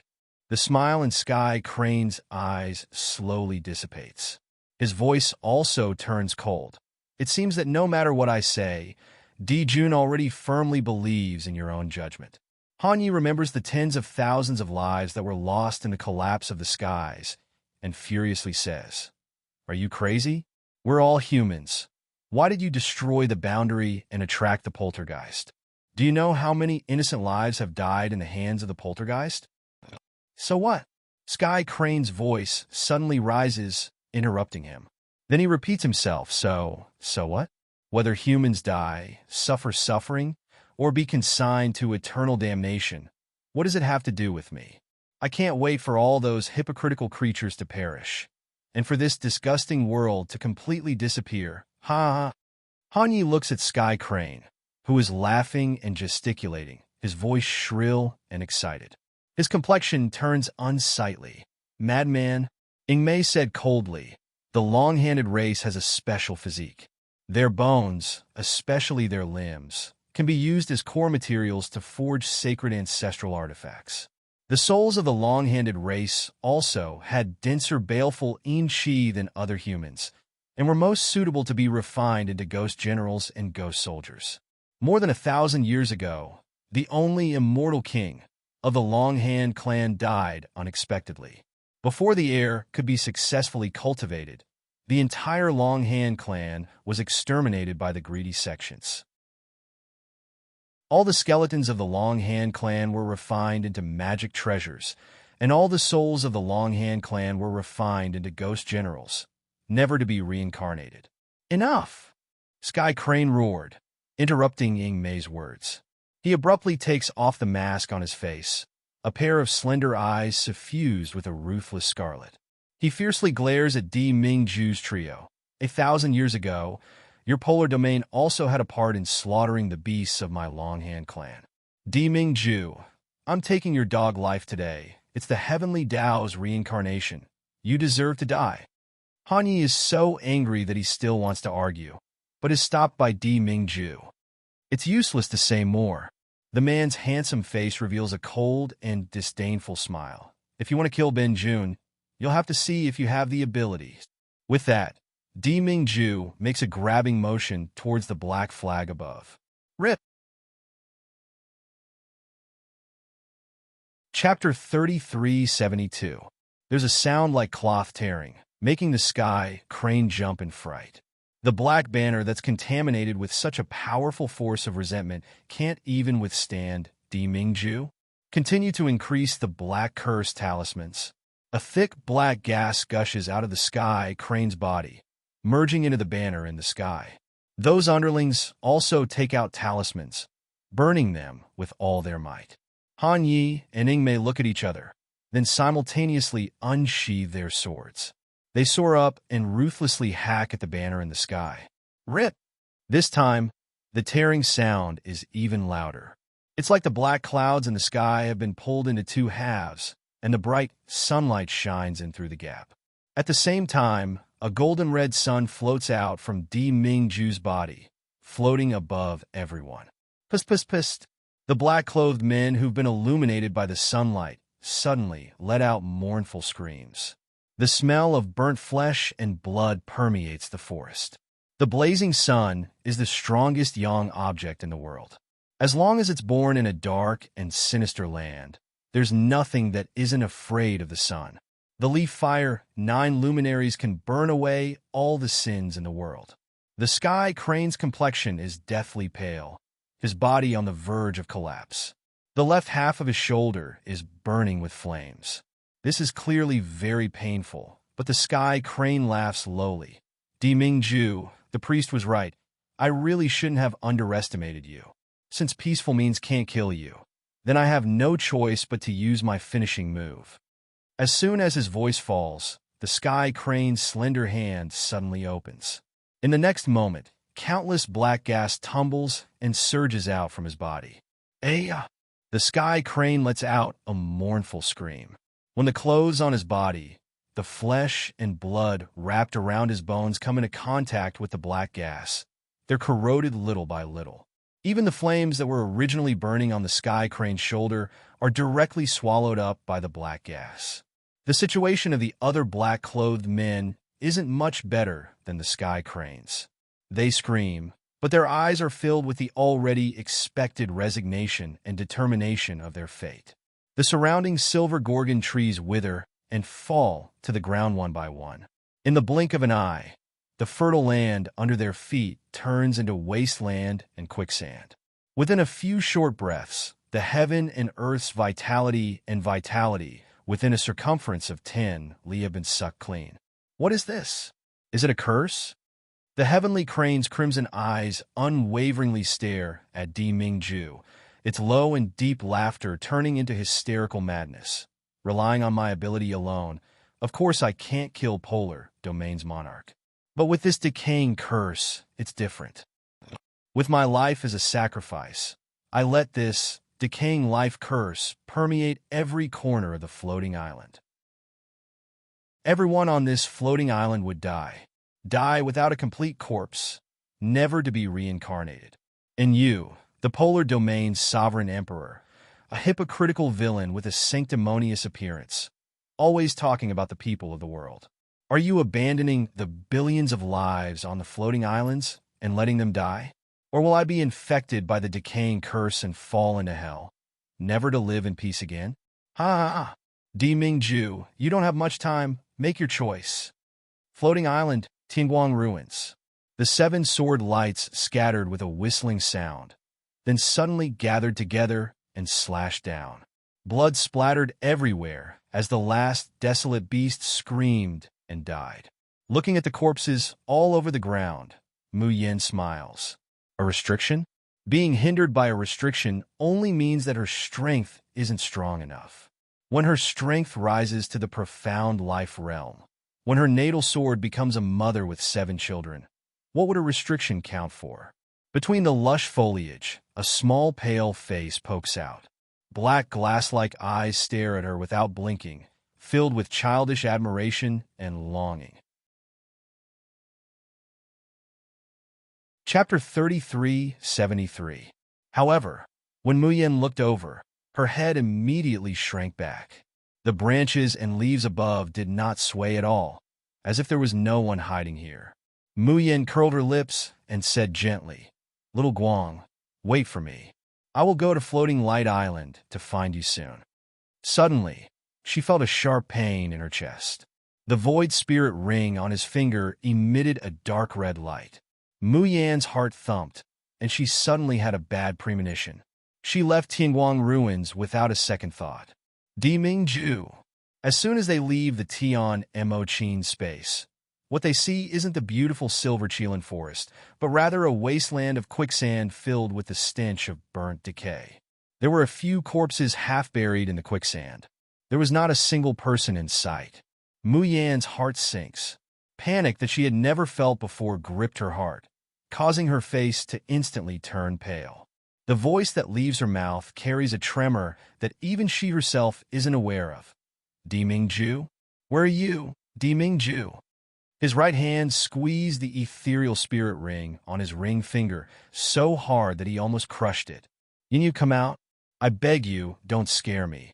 His hoarse voice sounded as if it would shatter at any moment due to extreme fear. However, the next moment, she was pulled into a familiar embrace. "Don't be afraid. I'm fine." Deming Ju hugs her tightly and gently kisses the top of her head. "Don't be afraid, Yin Yin. I'm here." In an instant, his heart that had almost jumped out of his chest returned to its original position. The bone-chilling fear was slowly dispelled by the man's warm embrace. Then, the tip of his nose smelled a faint scent of blood. Mu Yin abruptly straightens up and looks at Deming Ju's complexion. She picks up his hand to check his pulse. Deming Ju lets her do as she pleases, slightly lowering his blue eyes to look at her. The bottom of his eyes is filled with doting and deep-rooted gentleness. "Yin Yin, are you afraid that I'll die?" "Don't worry, I'm fine." Mu Yin glared at him. "You just sensed danger and deliberately sent me to the Tianguang ruins, right?" Deming Ju just lowers his eyes to look at her, not saying a word. "Who attacked you? From the Xiaoxin continent? Are you hurt?" Mind disappointedly discovers that Deming Ju's cultivation is too high. In the past, before she advanced to the Immortal Emperor stage, she could barely diagnose his injuries. But now, there was nothing he could do. Deming Ju says in a low voice, "The injured one is Han Yi. I've already letting Mei take him back to the Xiaoxin continent. They're nothing but clowns. They know I'm on the floating island and can't use their full strength, so they want to fish in troubled waters." "Mu Yin, are you really not hurt?" Deming Ju chuckles, lowering his head to rub the tip of her nose. "You don't believe in your husband? Otherwise, Ben Jun will take off my clothes right now and let you examine me." Mine blushes and rolls her eyes at him, but soon he couldn't help but feel worried and suspicious. Why do these people want to fish in troubled waters when they know you're on the floating island? Will you be in danger on the floating island? Di Mingju doesn't say anything. As expected, Mayan sighs and grabs Di Mingju's hand. 10 fingers intertwine, and she somewhat complains. Why are you the aloof Di Mingju of the polar domain? And I'm just a mortal born in the Yinwu continent. If I want to marry you, I'll have to cross thousands of mountains and rivers, and cross 81 tribulations. Only then can I fulfill my wish. Di Mingju's face darkens. Marry me? Does this woman know who she's talking to? Chapter 3374. We're always separated more than together, and we have to worry about each other's safety. Even when I know that you're in danger, I'm burning with anxiety, but I can't rush to your side. Is there such a bitter fiancé in this world? Di Ming's thin lips tighten into a straight line. Mu Yin says again, but Yin you have to believe me. I can do it. Even if there's a mountain of swords and a sea of flames, a dragon's pool, or a tiger's den, I will definitely come to your side step by step. At that time, we will never be separated again. The 10 interlocked fingers suddenly clench, so tight that the bones make creaking sounds, so tight that the big and small hands seem to be fusing together. So, you must promise me that you'll obediently wait for me in the Xiaoxing continent to hold your hand again. From then on, even if the seas run dry and the rocks decay, I won't abandon you in life or death. Di Mingju stares blankly at their interlocked hands for a long time. Then he suddenly pulls her into his arms. His low, hoarse voice carries a painfully repressed tide of emotions, ringing in Mu Yan's ears. If your life is in danger, even if I have to tear the space apart and become enemies with the heavenly Tao, I will definitely rush over. So Yin, you must protect yourself. Mu Yin nods lightly. Di Mingju goes on. If Han Yi and Ing Mei are on the floating island, you'll become a target instead. I will withdraw all the people from the polar domain. This is exactly what Mu Yin wants to say. It's just that the reason is different. Di Mingju is afraid that she'll become a target. Only now does Mu Yin know that the floating island is an outlying island where order has collapsed. Here, the rules of the heavenly Tao are full of loopholes. And the immortals of the Xiaoxing continent like Di Mingju and Han Yi staying on the floating island are the loopholes of the loopholes. Now, someone has already seized this loophole, planning in every way possible to kill Di Mingju. If Han Yi and Ing Mei stay here to protect her, they'll become the target of wanton attacks. What about Xiao Bao? Mu Yin suddenly asks. Will it be dangerous for him to stay on the floating island? Di Mingju shakes his head. No, Xiao Bao was born in the Yinwu continent. He came all the way from the Great Path to the floating island, so he won't be rejected by the heavenly Tao. It might be safer for him to stay here. With that, his big hand gently presses on the top of Mu Yan's head. His eyes are filled with reluctance. Yin, I'll wait for you. As soon as his voice falls, Di Mingju's figure fades, gradually disappearing. Mayan's pupils shrink. Her heart feels empty, as if it has been hollowed out. She doesn't know why, but she feels that Di Mingju is very strange this time. Was he really not injured? He gently rotated the void spirit ring between his fingers, feeling the calm energy waves it emitted. Mu Yin breathes a sigh of relief. The void spirit ring didn't respond, so Di Mingju should be fine. Xiaoxing continent, polar domain. The smooth surface of the Qianquan mirror suddenly rippled like water. The entire space in the room seemed to be distorted. When the guard at the side saw this scene, his heart was filled with joy. He hurriedly shouted, Elder Chong, Lord Xinglang, Lord has returned. Elder Chong, who had been handling government affairs, rushed over. The excited Star Wolf followed behind. Didn't Jun Shang say that he would accompany Miss June and the little Gongzi for at least 3 months? Why are you back so soon? As he spoke, the universe mirror flashed with a dazzling light. Then, 3 figures appeared one after another. Greetings, Lord! Xinglang was about to kneel down excitedly, but his expression suddenly changed. Han Ying Mei, what's going on? How did you get hurt so badly? Xinglang rushed forward to help Han Yi up, but the latter shook him off. Chapter 3375. His tearful eyes look at Di Mingju, then at Elder Chang. He can't help but hoarsely shout, Call Medicine King, hurry! Save Jun Shang! What? As soon as his voice falls, a black flame bursts out from Di Mingju's chest, making a sizzling sound. What is this? Elder Chang's eyes widened as he exclaimed, Curse! This is a curse! Jun Shang, how could you be corroded by the curse? Di Mingju's complexion is deathly pale. There isn't even a drop of blood on his lips. However, there was no trace of emotion on his handsome face. He said calmly, It's just a curse. There's no need to make a fuss about it. Go and ask Han Chujio to come over. Don't make this matter public for the time being. Yes. Elder Chang replied with a trembling voice. Then he stumbled away. Star Wolf's eyes were already red as he gnashed his teeth and said, Who? In the end, who dared to hurt Jun Shang? Moreover, curse is a taboo for spirit cultivators. How would they dare to brazenly violate the iron law of the heavenly Tao? Cough, cough, cough. Because the floating island has too many blind spots that the heavenly Tao cannot restrict. Ingmei props herself up and swallows the elixir that Mu Yin gave her. After catching her breath, she says, Someone knows that Jun went to the floating island and deliberately intercepted you there. If it wasn't for Di Mingju's strength being so formidable that it completely exceeded the opponent's imagination. How could he be affected by the decaying curse just a little bit? If it weren't for Jun Shang's protection, she and Han Yi might not have been able to come back alive this time. How could they have imagined that there was such a secret organization in the Xiaoxing continent that hated the extreme domain to the bone?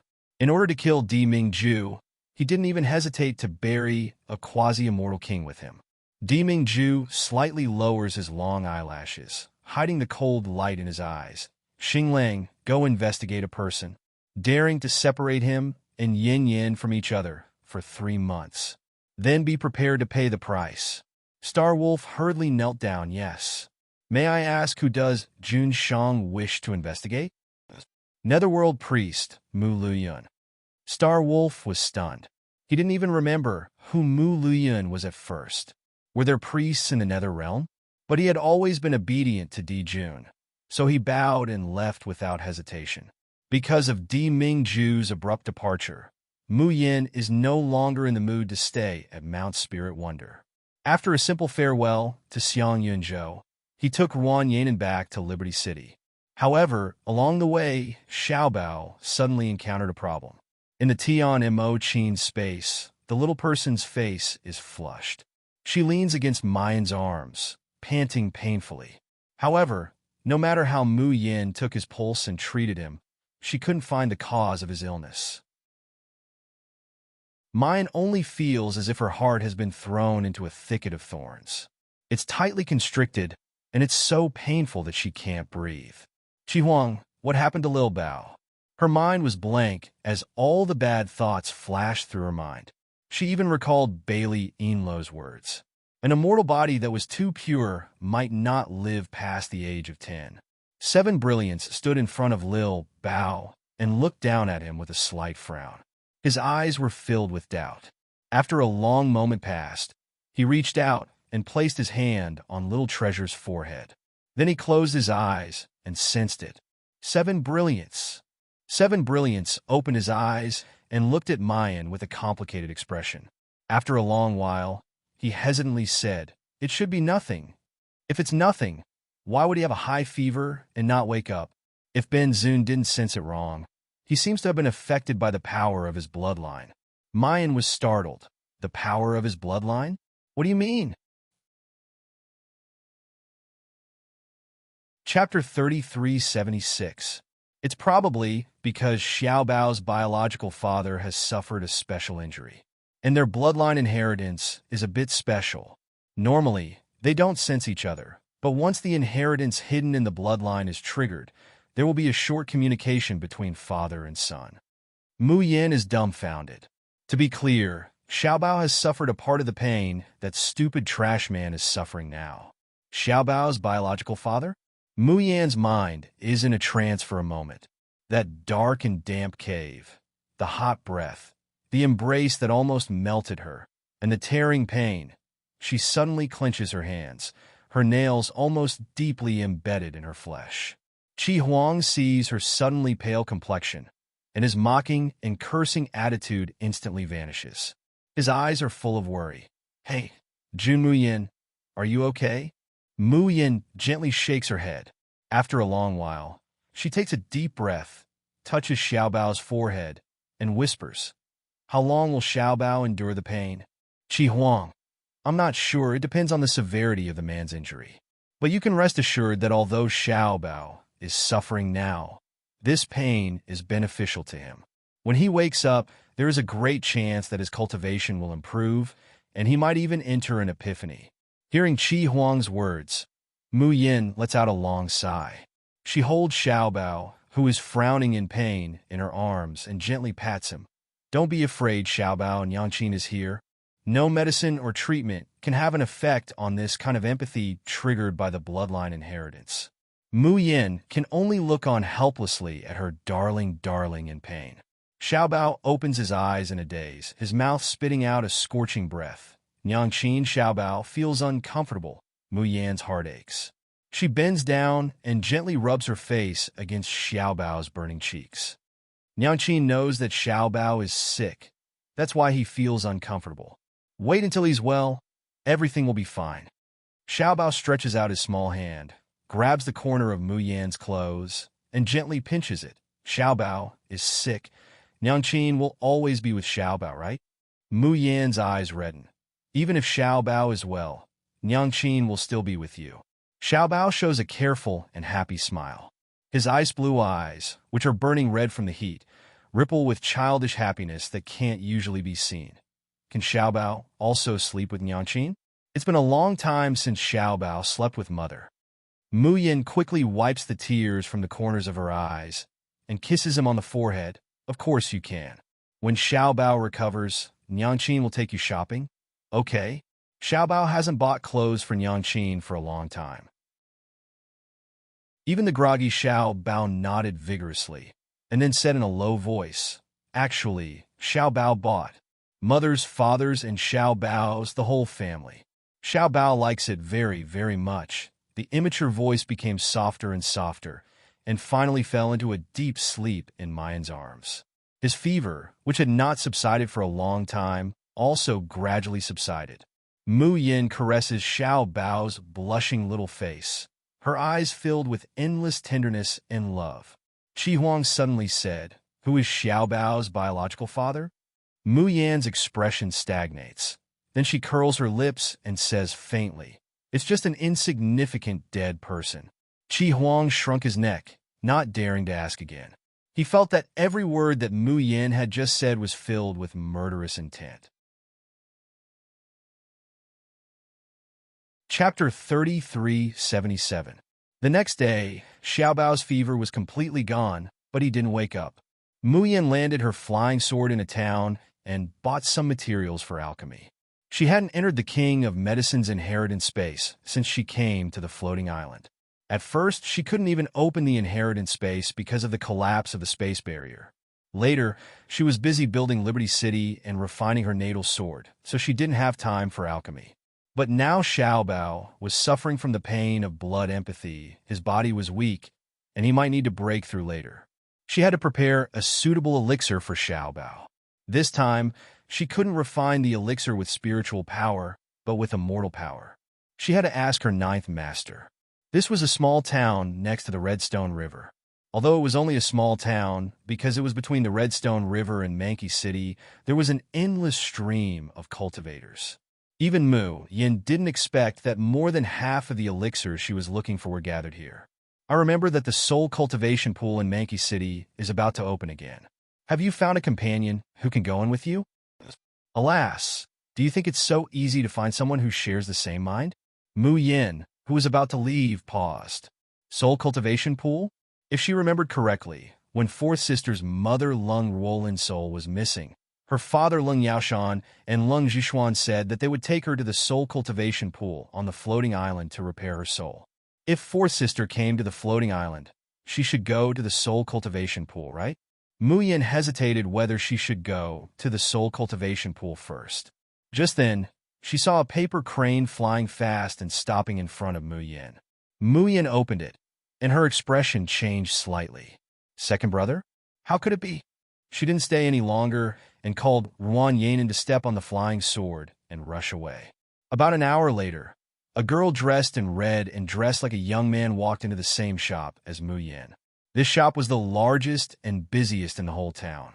It not only sold elixirs, magic treasures, and various materials, but also people exchanged information and issued employment tasks. Shopkeeper, is the soul cultivation pool nearby? The woman in red knocked on the counter, put a top-grade crystal on the table, and asked in a clear voice. The shopkeeper put away the crystal with a smile and said, "Miss, go all the way east from this town. When you enter a canyon full of colorful immortal willows, you will see the entrance to the soul cultivation pool." "Thank you." Seeing the red-clothed woman about to leave, the shopkeeper couldn't help but say, "Miss, please wait a moment." "Ahem. Miss, are you planning to go to the soul-nurturing pool alone?" The woman in red blinked. "Yes. Is there a problem?" "This? Miss, you don't live nearby, do you?" "No one can enter the soul-nurturing pool alone." The woman in red was taken aback. "Then how do I get in?" Rumor has it that the soul-nurturing pool was personally built by the first sect leader and sect leader's wife. They even merged their souls into the pool after their deaths. It could be said that the Hongyan sect and the soul-nurturing pool symbolize the love between the sect leader and his wife. Thus, the soul-nurturing pond has always had a rule.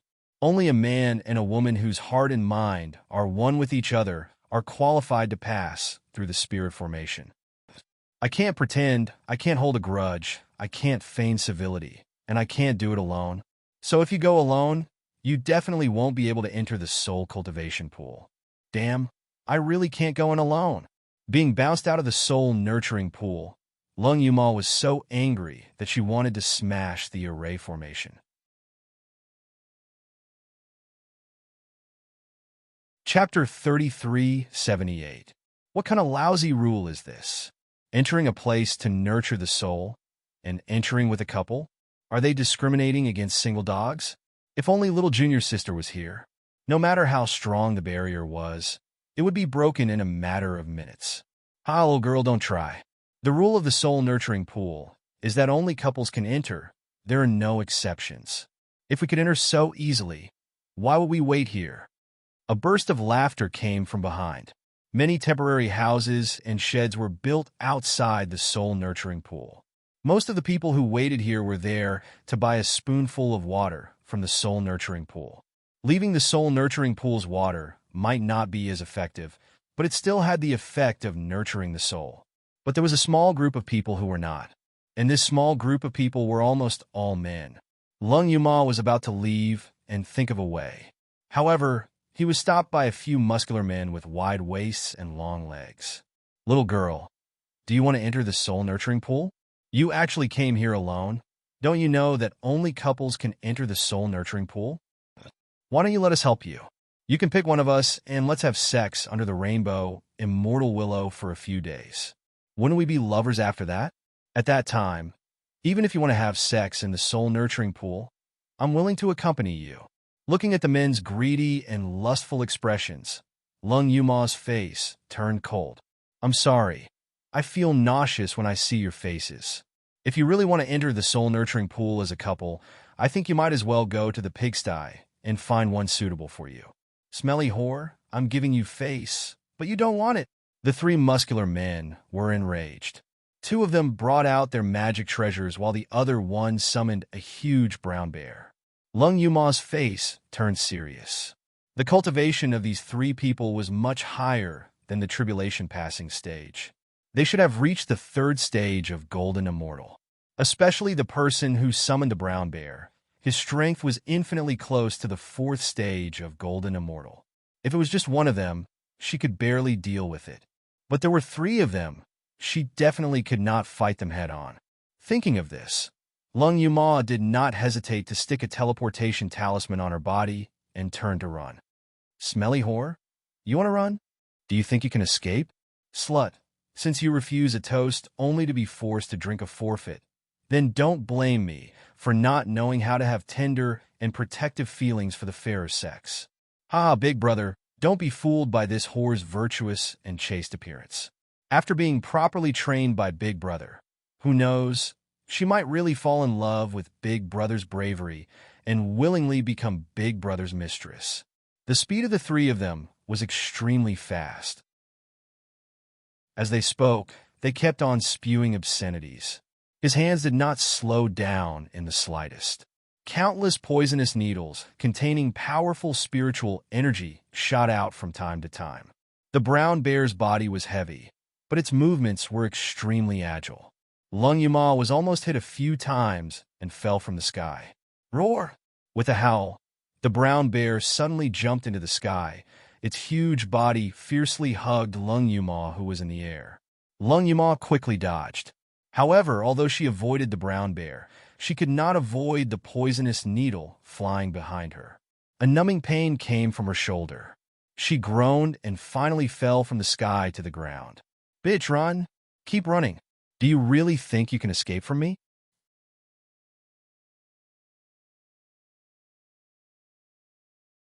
Chapter 3379. Ah, this girl looks really good up close. How long has it been since such a stupid and exquisite thing appeared in front of the soul-nurturing pond? Lung Yuma's heart sank bit by bit. Looking at the three people who were gradually approaching, her eyes revealed a look of determination. However, at this moment, Ba, lewdness is the chief of all evils, but those who are against reason and have a guilty conscience do not say that it is beneficial to do so. Moreover, retribution is clear.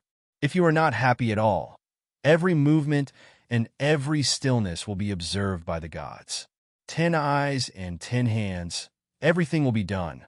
Before the three benefactors do evil, please think twice. The gods are watching. A clear and gentle voice rang out in the silent forest for no reason. Lung Yuma looked up and saw a little monk wearing a golden red kasaya, holding a golden alms bowl in his hands. He put his palms together and looked at the three strong men with a gaze full of admonishment and compassion. Where did this damn monk come from? You dare to meddle in your father's business? If grandfathers like to play with women, then so be it. Could it be that the gods you speak of can control us? How can they control us? Could it be that they are lying on Grandpa's bed and listening? Grandpa is very brave, but he doesn't care at all. Damn monk. Hurry up and scram. Otherwise, don't blame us for being impolite. The little monk chanted Ba again. His handsome face was filled with helplessness, but he could not help but continue. Benefactors, please think twice. There is no law in this world like a dream. Damn monk, are you courting death? All right, Grandpa will fulfill your wish. The strong man who summoned the brown bear was obviously angered. He glared at him and threw a punch at him. The other two strong men did not want to be outdone and rushed forward fiercely. The little monk shook his head lightly. His slightly rosy lips slightly hooked up, revealing a shallow smile. Lung Yuma, who was paralyzed by the poison needle, had a huge change in expression. Little monk, quickly leave. However, in the next moment, the three strong men who rushed over like cannonballs actually stopped in their tracks. Their raised fists and magic treasures froze in midair. Lung Yuma was stunned. What was going on? She did not see that the little monk's eyes were dyed with a golden red color that was almost the same as the kasaya. When Lung Yuma raised her head, the little monk's face had already regained its youthful benevolence and gentleness.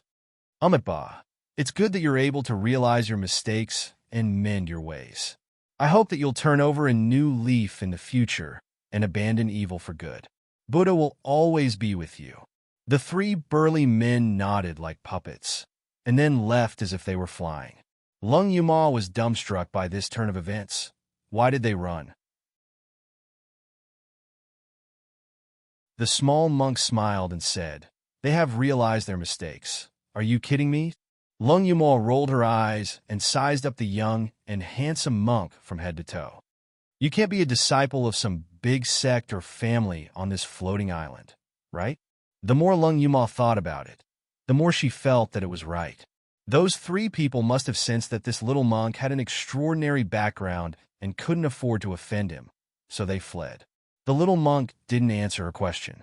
Instead, he maintained a faint and gentle smile. Lung Yuma did not ask about his identity. Instead, she took out an antidote pill and swallowed it. Soon, the numbness on her shoulder disappeared. She stood up and bounced.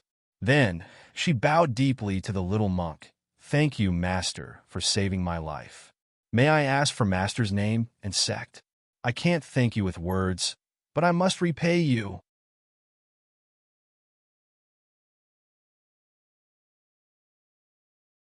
Chapter 380. Female Benefactor. "You're too polite." The little monk seemed to be a little flustered by her solemnity. His handsome face unconsciously turned red. "I'm Jing Yuan. I don't belong to any sect. I just spoke out to stop evil. I didn't do anything." "Benefactor, you don't have to be so polite." Lung Yuma was a little amused by his reaction. The little monk looked younger than her. He had red lips and white teeth. When he smiled, there was actually a shallow dimple on his left cheek. It reminded her of Xiao-Qi. Thinking of Xiao-Qi and her junior sister, Lung Yuma thought of the soul cultivation pool. "Tisk, why is it so difficult to enter the soul cultivation pool? Otherwise, I'll go find my junior sister first." Hearing Lung Yuma talking to herself, Jing Yuan showed a slightly surprised expression. "Benefactor, are you also going to the soul cultivation pool?" Could it be that the little monk... Ahem, Master. Are you also going to the soul cultivation pool? Jing Yuan nodded. "This time, I'm floating in the sky. I'm here for two things. One of them is to get some water from the soul cultivation pool." Lung Yuma pointed to the road. "Look, the soul cultivation pool is over there. But you can't go in alone. If you want water from the soul nurturing pond, you can just wait outside and buy some from other people when they come out." Jing Yuan was stunned. "I can't go in? Why?" The water from the soul cultivation pool that he wanted must be drawn from the pool on the spot and put into a special container on the spot. Otherwise, the effect of the soul cultivation pool would be reduced by more than half. What use would it be to him? Seeing his clueless look, Lung Yuma couldn't help but laugh. "So you don't know the rules of the soul cultivation pool?" "Excuse me, what are the rules?" "Only couples or couples who are connected are allowed to pass through the enchantment outside the soul cultivation pool. Others may have hope, but not you, little monk." Jing Yuan was dumbfounded. He never thought that there would be such a rule in the soul cultivation pool. He frowned slightly, revealing a difficult expression. It was easy to break the enchantment on the floating island. But in this way, it would violate his master's instruction to not be discovered by anyone. Moreover, the soul energy in the soul cultivation pool was weak. Breaking the enchantment might destroy the pond inside. Jing Yuan frowned. "Is there really no other way to enter the soul nurturing pool?" Lung Yuma turned her head and saw the little monk's sad and disappointed expression. She couldn't help but ask, "Is entering the soul nurturing pool very important to you?" The small monk nodded. "My master suffered a serious injury many years ago. It took him a long time to recover. Now, it's time for him to heal his soul, but the magic treasures we use to heal souls aren't pure enough. I'm afraid that my master's body won't be able to take it, so I want to bring the water from the soul-nurturing pond back." Lung Yuma muttered, "I also want to enter the soul-nurturing pool. Maybe my mother is inside." She sighed softly. "If pretending to be a couple is useful, I'll pretend to be a couple with you. As long as we can enter, it's fine." Hearing this, Jing Yuan had an idea. He raised his head and asked, "Female benefactor, are you really willing to pretend to be a couple with this little monk?" "What?" Lung Yuma was dumbfounded. She was just casually saying it. Didn't I make myself clear? The barrier of the soul-nurturing pool can only be passed by couples who are truly connected. The little monk put his palms together and revealed a somewhat bashful smile. "I have my own ways to deal with this."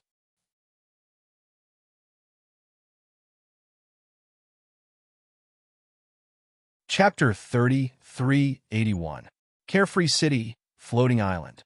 Just as the seven absolutes' sword landed on the ground, Luo Yu ran over hurriedly. Muyin didn't even take a breath. She quickly asked, "Is there news about second senior brother?" "What do you mean by second senior brother is in danger?" Luo Yu presented the paper in her hand to Muyin. "Take a look, sixth senior apprentice sister. We discovered this in Jade Sea City." Muyin takes the paper and reads it. Her pupils can't help but shrink. It turned out to be a wanted poster. 1 country, 3 alliances, 6 clans, and 8 great sects, the wave-treading palace, issued a wanted order to the dozens of surrounding towns and cities to catch the thief who stole their human puppet.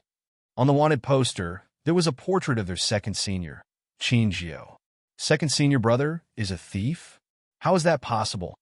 In the entire Xiao Yao sect, if there was anyone who wasn't scheming, shrewd, or mischievous, it would have to be their honest second senior brother. Back in the Merak Mountains, when second senior brother was humiliated and framed by the people from the Silver Plume Palace, he did not resist much. Even if you beat mine to death, she wouldn't believe that second senior brother would steal from others. Luo, you said angrily. It must be this group of people who are distorting the truth and bullying second Xixiao. How dare you bully the second brother of the Xiao Yao sect? You must be tired of living. As they spoke, Wei Mian, Zhou Zixuan, and the others hurried over. Greetings, miss. Miss, did your trip go smoothly? Mine nods. I'm indebted to Union Master Xiang for refining my natal sword. Now it's already a great success. The way Wei Mian looks at Mayan is already brimming with amazement, as if he's looking at a monster. Being able to make the Alliance Master of the Sacred Heaven Alliance personally practice with the sword. Moreover, in just a few short days, Mrs. Cultivation had actually broken through from the mortal cultivation realm to the mysterious life realm. No, it wasn't just Miss who was strong. There were also his 2 fellow disciples. Especially, Wei Mian could not help but look at Luo Yu again, his expression a little dazed. Zishun, I'll have to trouble you with something. Muyin looked at the wanted poster in her hand and said in a deep voice. Zhou Zixuan hurriedly bowed. Please instruct me, Mississippi.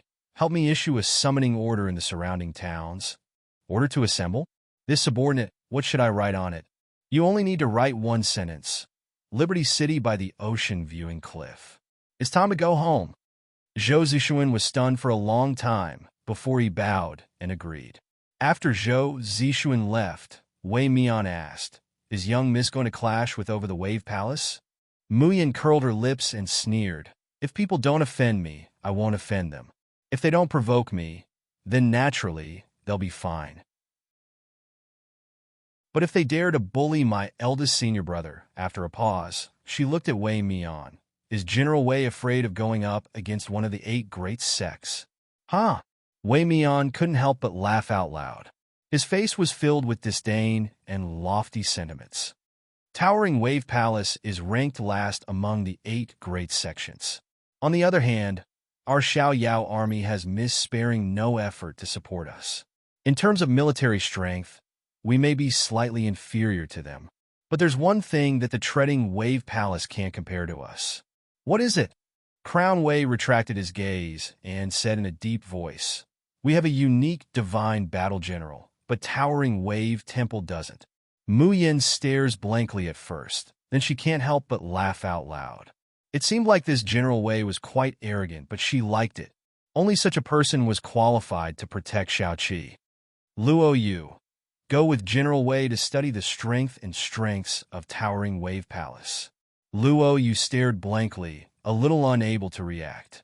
Usually, 6th senior sister called him Shaoqi. Suddenly calling him Luo Yu was very uncomfortable.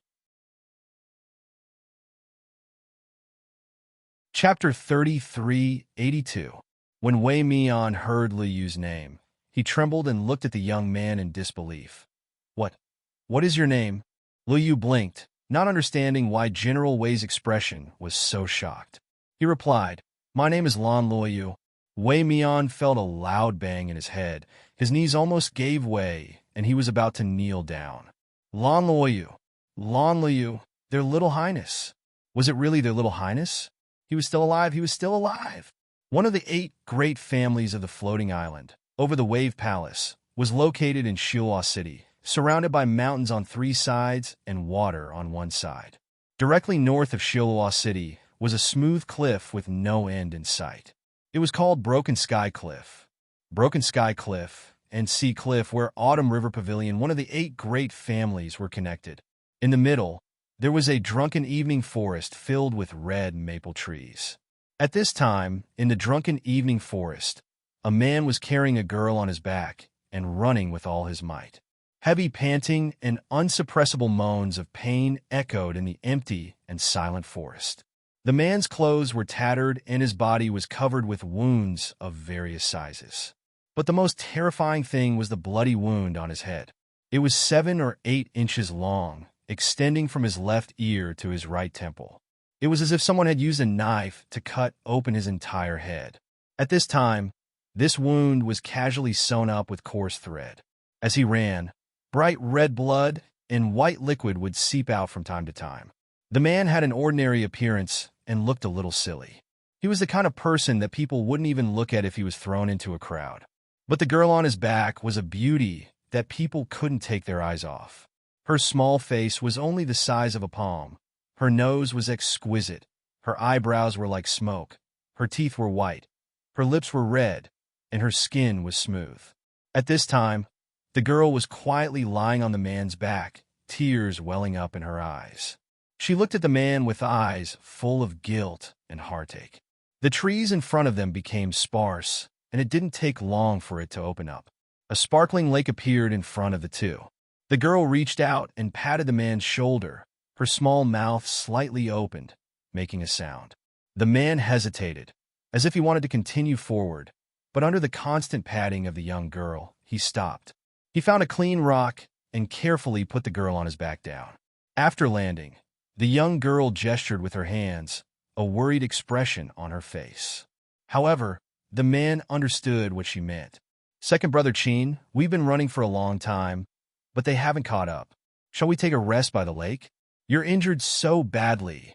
You need to be treated immediately." It turned out that the girl was mute. At this moment, the man standing in front of her immediately understood the meaning of her strokes. It was the second senior of the Xiao Yao school, Qin Jiu, whom Mu Yin and Luo you were looking for. Seeing the young girl's actions, Qin Jiu nodded her head and took out 2 medicinal pills from her bosom. She swallowed one and handed the other to the young girl. "Little Qing, eat it. The medicinal pill refined by Junior's sister is very good." The girl called Little Qing was called Enchantress. Hearing this, she revealed a bashful smile and reached out to take the pill from Qin Jiu's hand. During this time, the girl's slender and fair fingertips touched the man's rough palm. Enchantress blushed and hurriedly pulled back, putting the pill into her mouth. The injuries on her body began to heal after the pill took effect, but the hideous scar on her forehead didn't show any signs of healing. Chapter 3383. Qin Jiu's eyes were slightly blurred, and his body could not help but sway. Enchantress was shocked and hurriedly rushed over to support him. His hand was as cold as a corpse. At this time, Qin Jiu could clearly use spiritual power and take pills, but his temperature was like a lifeless corpse, and his eyes gradually seemed to be covered with a layer of white mist. Enchantress knew what that meant. Puppetry. Very soon, Qin Jiu would become a puppet that could be controlled and used by others. Tears fell from the girl's red almond-shaped eyes. Don't cry." Qin Jiu panicked and reached out to wipe the girl's tears. But his hand was so rough and ugly, and only lightly touched the girl's soft cheek, leaving a red mark. Qin Jiu hurriedly retracted his hand, and his whole face was red. At the same time, there was an indescribable pain and sorrow in his heart. He did not want to see the girl in front of him cry. Where does it hurt?" Qin Jiu could not speak fluently, and at this time, he was even more anxious and at a loss. "Let's go. I'll carry you on my back to find little Junior's sister. If it's cured, it won't hurt anymore." Enchantress shook her head, wiped the tears on her face, and made a gesture. "I don't hurt." She had just cried, and her eyes were red, and her nose was red. At this time, because of shyness, even her cheeks were somewhat red. She was indescribably cute and pitiful. Second brother, I don't hurt. I'm just afraid that you'll hurt. Qinjiu was startled and immediately patted his chest. I'm not afraid of pain, really. It doesn't hurt at all. After saying that, he realized that his face was red.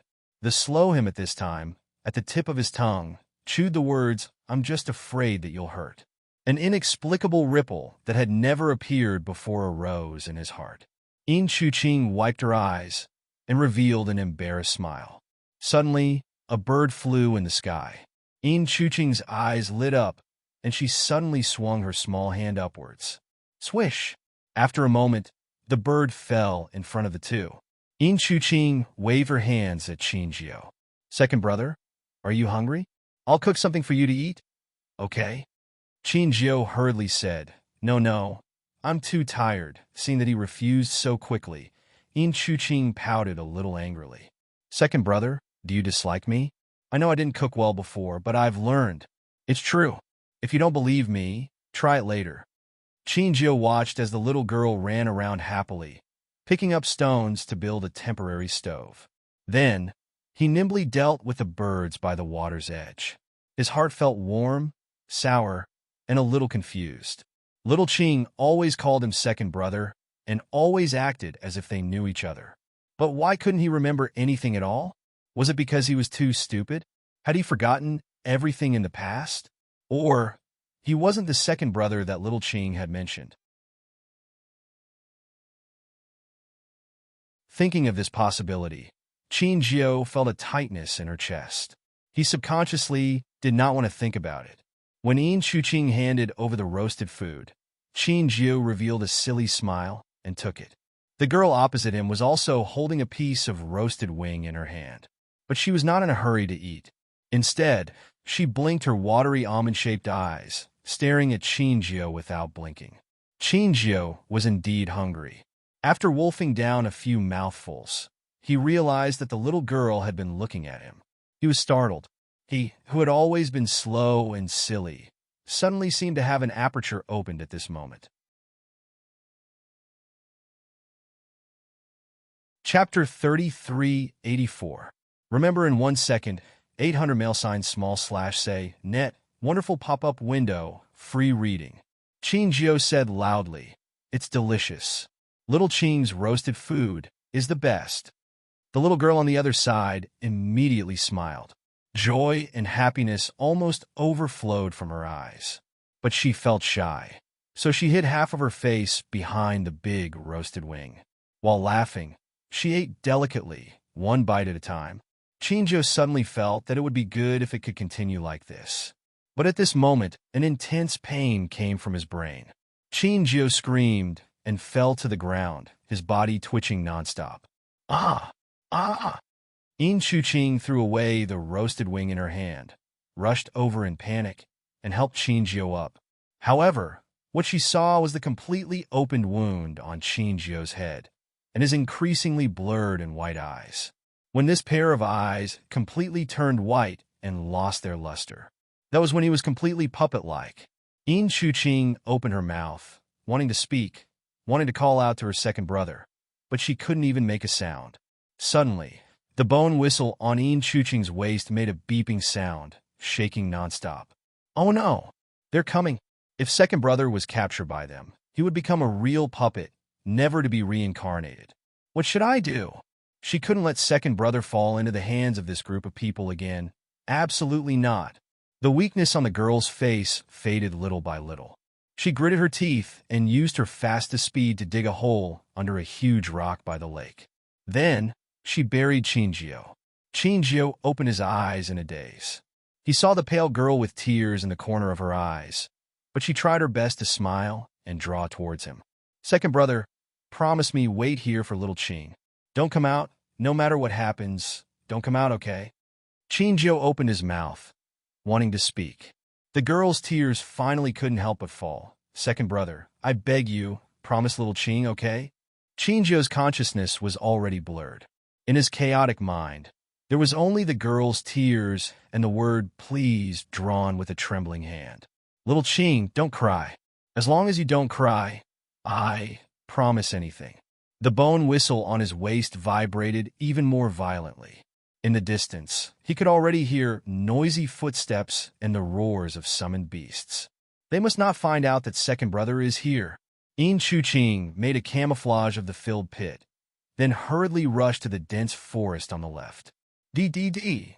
Not long after, the sharp sound of a bone whistle came from the left side of the forest. The people who had just rushed to the lakeside heard the whistle and were overjoyed.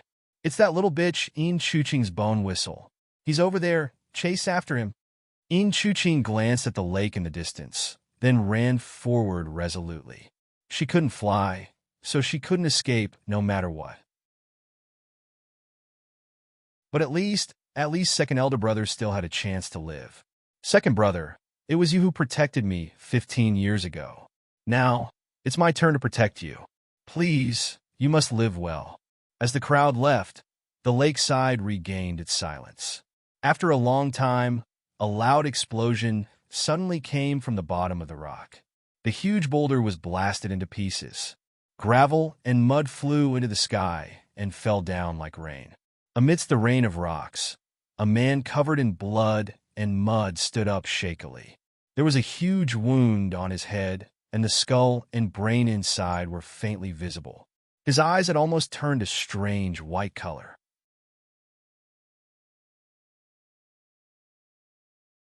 Chapter 3385. At this time, Qingjio looks like a corpse, not a living person. But he shakily stands up, turning his head mechanically, as if looking for something. Xiaoqing. Where is Xiaoqing? He's going to find Xiaoqing. He takes a step but suddenly stops. No. Xiaoqing told him to wait for her here. He has to wait. Even if he dies, he has to wait for Xiaoqing to come back. Bang! Amidst the training of the Xiao Yao army, a person covered in blood suddenly falls down. Even if these soldiers have been trained to remain calm, even if MT Tai collapses in front of them under these months of devilish training, they are still shocked at this time. What's going on? That's a 1,000-meter-high cliff. Falling like this. Isn't she dead? Hey, it seems to be a little girl. All the bones in her body are broken. So pitiful. All of you be quiet. Iron Hammer roars, and the originally noisy army immediately becomes so quiet that a pin drop can be heard. What's all this noise about? What's all this noise about? Have you forgotten the qualities that the boss taught you soldiers should have? Whoever makes a fuss again, I'll double the amount of training. The surrounding people keep quiet out of fear. Iron Hammer snorts coldly. Looking at the bloody person under the cliff, he can't help but frown. You guys carry her to the city lord's mansion. Iron Hammer points at a few female cultivators. If the miss is willing to save her, it can be considered as having picked up a life. If the miss is not willing, you can directly throw her out of the city. In fact, the people who came out of the gravel hill, including Iron Hammer, did not have much sympathy. But the woman in front of them is so miserable that people can't help but want to pity her. Looking at her bones, she should be in her early 20s, so thin and delicate. But all the bones in her body are broken, and the exposed skin is full of poisonous insect bites. Moreover, these scars are deep and shallow, clearly not caused by falling from the cliff, but man-made. Iron Hammer shakes his head, throwing these boring thoughts to the back of his mind. No matter how pitiful she is, it has nothing to do with him. This little girl only has half a breath left. It's estimated that even the miss may not be able to save her. If she really dies, it can only be said that her fate is bad. Someone fell from the cliff? Hearing her subordinates report, Mayan shows a surprised expression. Bring him in. When the bloody man and the blood-soaked stretcher enter the room, Mayan and Luo Yu's faces change. How did he get hurt so badly? Wasn't everyone on the floating island at the nascent soul stage or above? Even if he didn't fall from the cliff, it's impossible for all the bones in his body to be broken like this. Muyin grasps her pulse and calmly examines her for a while before coldly saying, the bones in her body weren't broken by falling off a cliff, but by someone forcibly breaking them inch by inch. Luo Yu sucked in a breath of cold air. Which pervert is so cruel? Then the bite wounds on her body. Those densely packed wounds would make one's scalp go numb. It was to the extent that her true appearance could no longer be seen clearly. One could imagine what kind of pain and torment this young girl, who was not even 20 years old, had suffered. Sixth senior sister, can she still be saved? Mu Yin stuffs an elixir in her mouth, then takes out the Tian Mo Chin. While plucking the strings with her fingers, she says, I'll first protect her heart, keeping her alive. As for whether she can really be saved, and whether she can still cultivate like a normal person after being saved, they can only resign themselves to fate. Chapter 3386. The sound of the zither slowly resounds, from agitation to lingering, from endless torrents to weeping. The girl on the bed moans in pain and slowly opens her eyes. The fear and despair in her eyes makes Luoyu's heart ache. He comforts her softly. Miss, don't be afraid. My sixth sister will save you. You'll definitely be fine. Ah. The girl opens her cracked lips and lets out a hoarse and broken voice. Tears keep flowing from her eyes, desperately trying to express something. However, she can't say anything. Hey, don't move. Right now, your bones are broken one after another. How are you going to move again? However, the girl only cries as she draws something with her pen, her mouth constantly making sounds. That sound is coarse and unpleasant, but it's like a bird crying blood, making people feel unspeakably sad. Mu Yin suddenly asks, Do you want to ask us for help? The girl's eyes shine with hope, and she nods heavily. Mu Yin asks again, You can't speak, but can you understand what we're saying? The girl nods again. Mu Yin thinks for a moment. Xiao Qi, go and call third brother over. Chu Moli quickly pushes the wheelchair over and looks at the girl's drawing. He smiles slightly. She wants us to go to the lake to save someone. Be quick, otherwise it'll be too late. She doesn't know the specific address, but it's in the southeast of Zuewan Forest. That person is buried under the biggest rock by the lake. Mu Yin is startled. Save someone? This girl is on the verge of death herself, yet she still wants to save someone. However, Mu Yin's heart softens when she raises her head and meets those clear almond-shaped eyes full of pleading. She says without hesitation, Okay, I'll immediately send someone to Zuewan Forest to look. Don't worry, your injuries are very serious. You must receive proper treatment. Seeing her agree, the girl shows a gratified and grateful smile on her face. Finally, she can't hold on any longer and fainted. Luoyu raises his hand. Sixth sister, I'll go. Mu Yin thinks for a moment. All right. Xiao Qi, bring some men. To be able to torture a little girl like this, the other party is definitely not a good person. You must be careful. Luoyu, sixth sister, rest assured I understand. Hearing that Luoyu was going to the drunken evening forest to look for someone, Wei Mian, who was training his troops, abandoned his tens of thousands of men without hesitation. Butcher, bring a team of elites and follow me to protect little seventh young master. Butcher was confused. Seventh young master has just transferred some people from the 9th squad over. How could that bunch of trash from Team 9 protect the seventh young master? Cut the crap and follow me. Butcher. Was this impatient person in front of him really the boss who had always been lazy, who didn't show his emotions even when he was paralyzed? Also, why did boss suddenly pay so much attention to seventh young master? Even Luoyu felt that it was strange. In fact, Uncle Wei had been taking special care of him since he arrived at Liberty City. During this period of time, her eyes were often glued to him. He looked as if he wanted to say something, but was hesitant. Seventh young master, are your parents still alive? Luoyu heaved a sigh of relief when she heard Wei Mian's careful question. Uncle Wei, don't call me seventh young master anymore. Just call me Xiao Qi like sixth sister does. Luoyu smiled. I've never seen my parents. From the time I can remember, it was my master and eldest brother who raised me.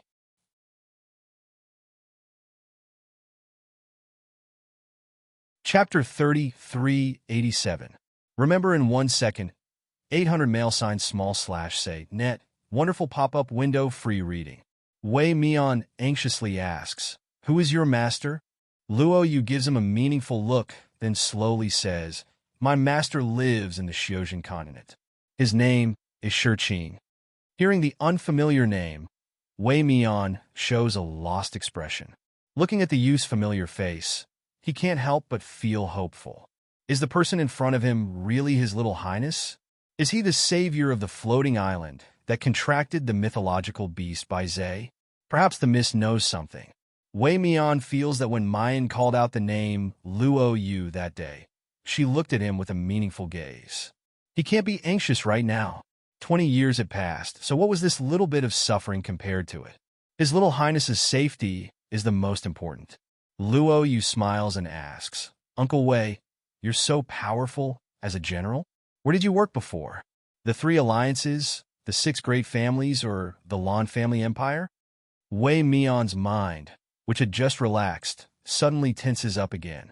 He looks at Luo Yu nervously, his breathing unconsciously becoming rough. But before he can say anything, a shout suddenly comes from a distance. There's someone there. That little slut, Enchantress, might be hiding there. Along with the voice, the sound of hurried footsteps and the rustling of leaves as they fly quickly approach. After seeing Luo Yu and the others clearly, they immediately show a disappointed and dissatisfied expression. Who are you people? What are you doing sneaking around in the drunken evening forest? The one speaking is a young cultivator with oily hair and powdered face. His gaze sweeps over Luo Yu, Wei Mian, and the clearly well-trained guards behind them, his face full of suspicion. Luo Yu rolls her eyes. What does it matter to you what we do? I think that this drunken evening forest doesn't seem to belong to any sect or family, right? I like to wander around here, or fight dogs, what do you care? The Xiao Yao army behind them. The young cultivator stares blankly at first, then realizes that he's calling him a dog. He immediately becomes angry from embarrassment. Little bastard. Do you know who you're talking to? Believe it or not, I'll make you. He hasn't finished speaking when he's stopped by a middle-aged man dressed like a scholar. The man's expression was gentle and refined, but he had a hooked nose, which made his face look a bit hypocritical and ruthless. He cupped his hands toward Luo Yu and Wei Mian and said, I'm Jiang Zhulin of the Over the Wave Palace. May I know which sect you two are from, and what are you doing in the drunken evening forest, which is so desolate? The drunken evening forest was located at the top of a 10,000-meter-tall cliff. The spiritual energy there was thin, and spirit beasts were extinct. Even flying at low altitudes could only be done at a low speed. Ordinary people would not come to this place without any reward. Luo Yu smiled innocently, and there was even a hint of worship in her eyes. So it's one of the 8 great sects, Over the Wave Palace. For people like us who came from small sects to be able to meet such great people like you, it is really a blessing of 3 lifetimes. The young cultivator immediately laughed complacently. You flatter us the moment you hear that we're from the surmounting Wave Palace. Who is the dog here? Luo Yu smiled nonchalantly. I am a dog. I'm a dog. The young cultivator felt refreshed, and even his chin was raised high. Jiang Zhulin, on the other hand, slightly narrowed his eyes and still asked gently, We're in this drunken evening forest looking for the thief who stole our sect's treasure. Did you see him? As he spoke, he directly took out the arrest warrant for Qingjiu. He continued, This thief not only stole a commander-level puppet, but also kidnapped the daughter of the Lord of the Over the Wave Palace. This is an unforgivable crime. If you know his whereabouts, please tell us. You're tuning in to the Dreamy Chapters YouTube channel. We're so grateful for your support, and don't forget to subscribe to join us on this incredible journey through captivating stories. Your generosity through donations truly makes a world of difference, as it's the primary source of revenue that allows me to expand and enhance this channel for you. Thank you from the bottom of my heart for being a part of this adventure.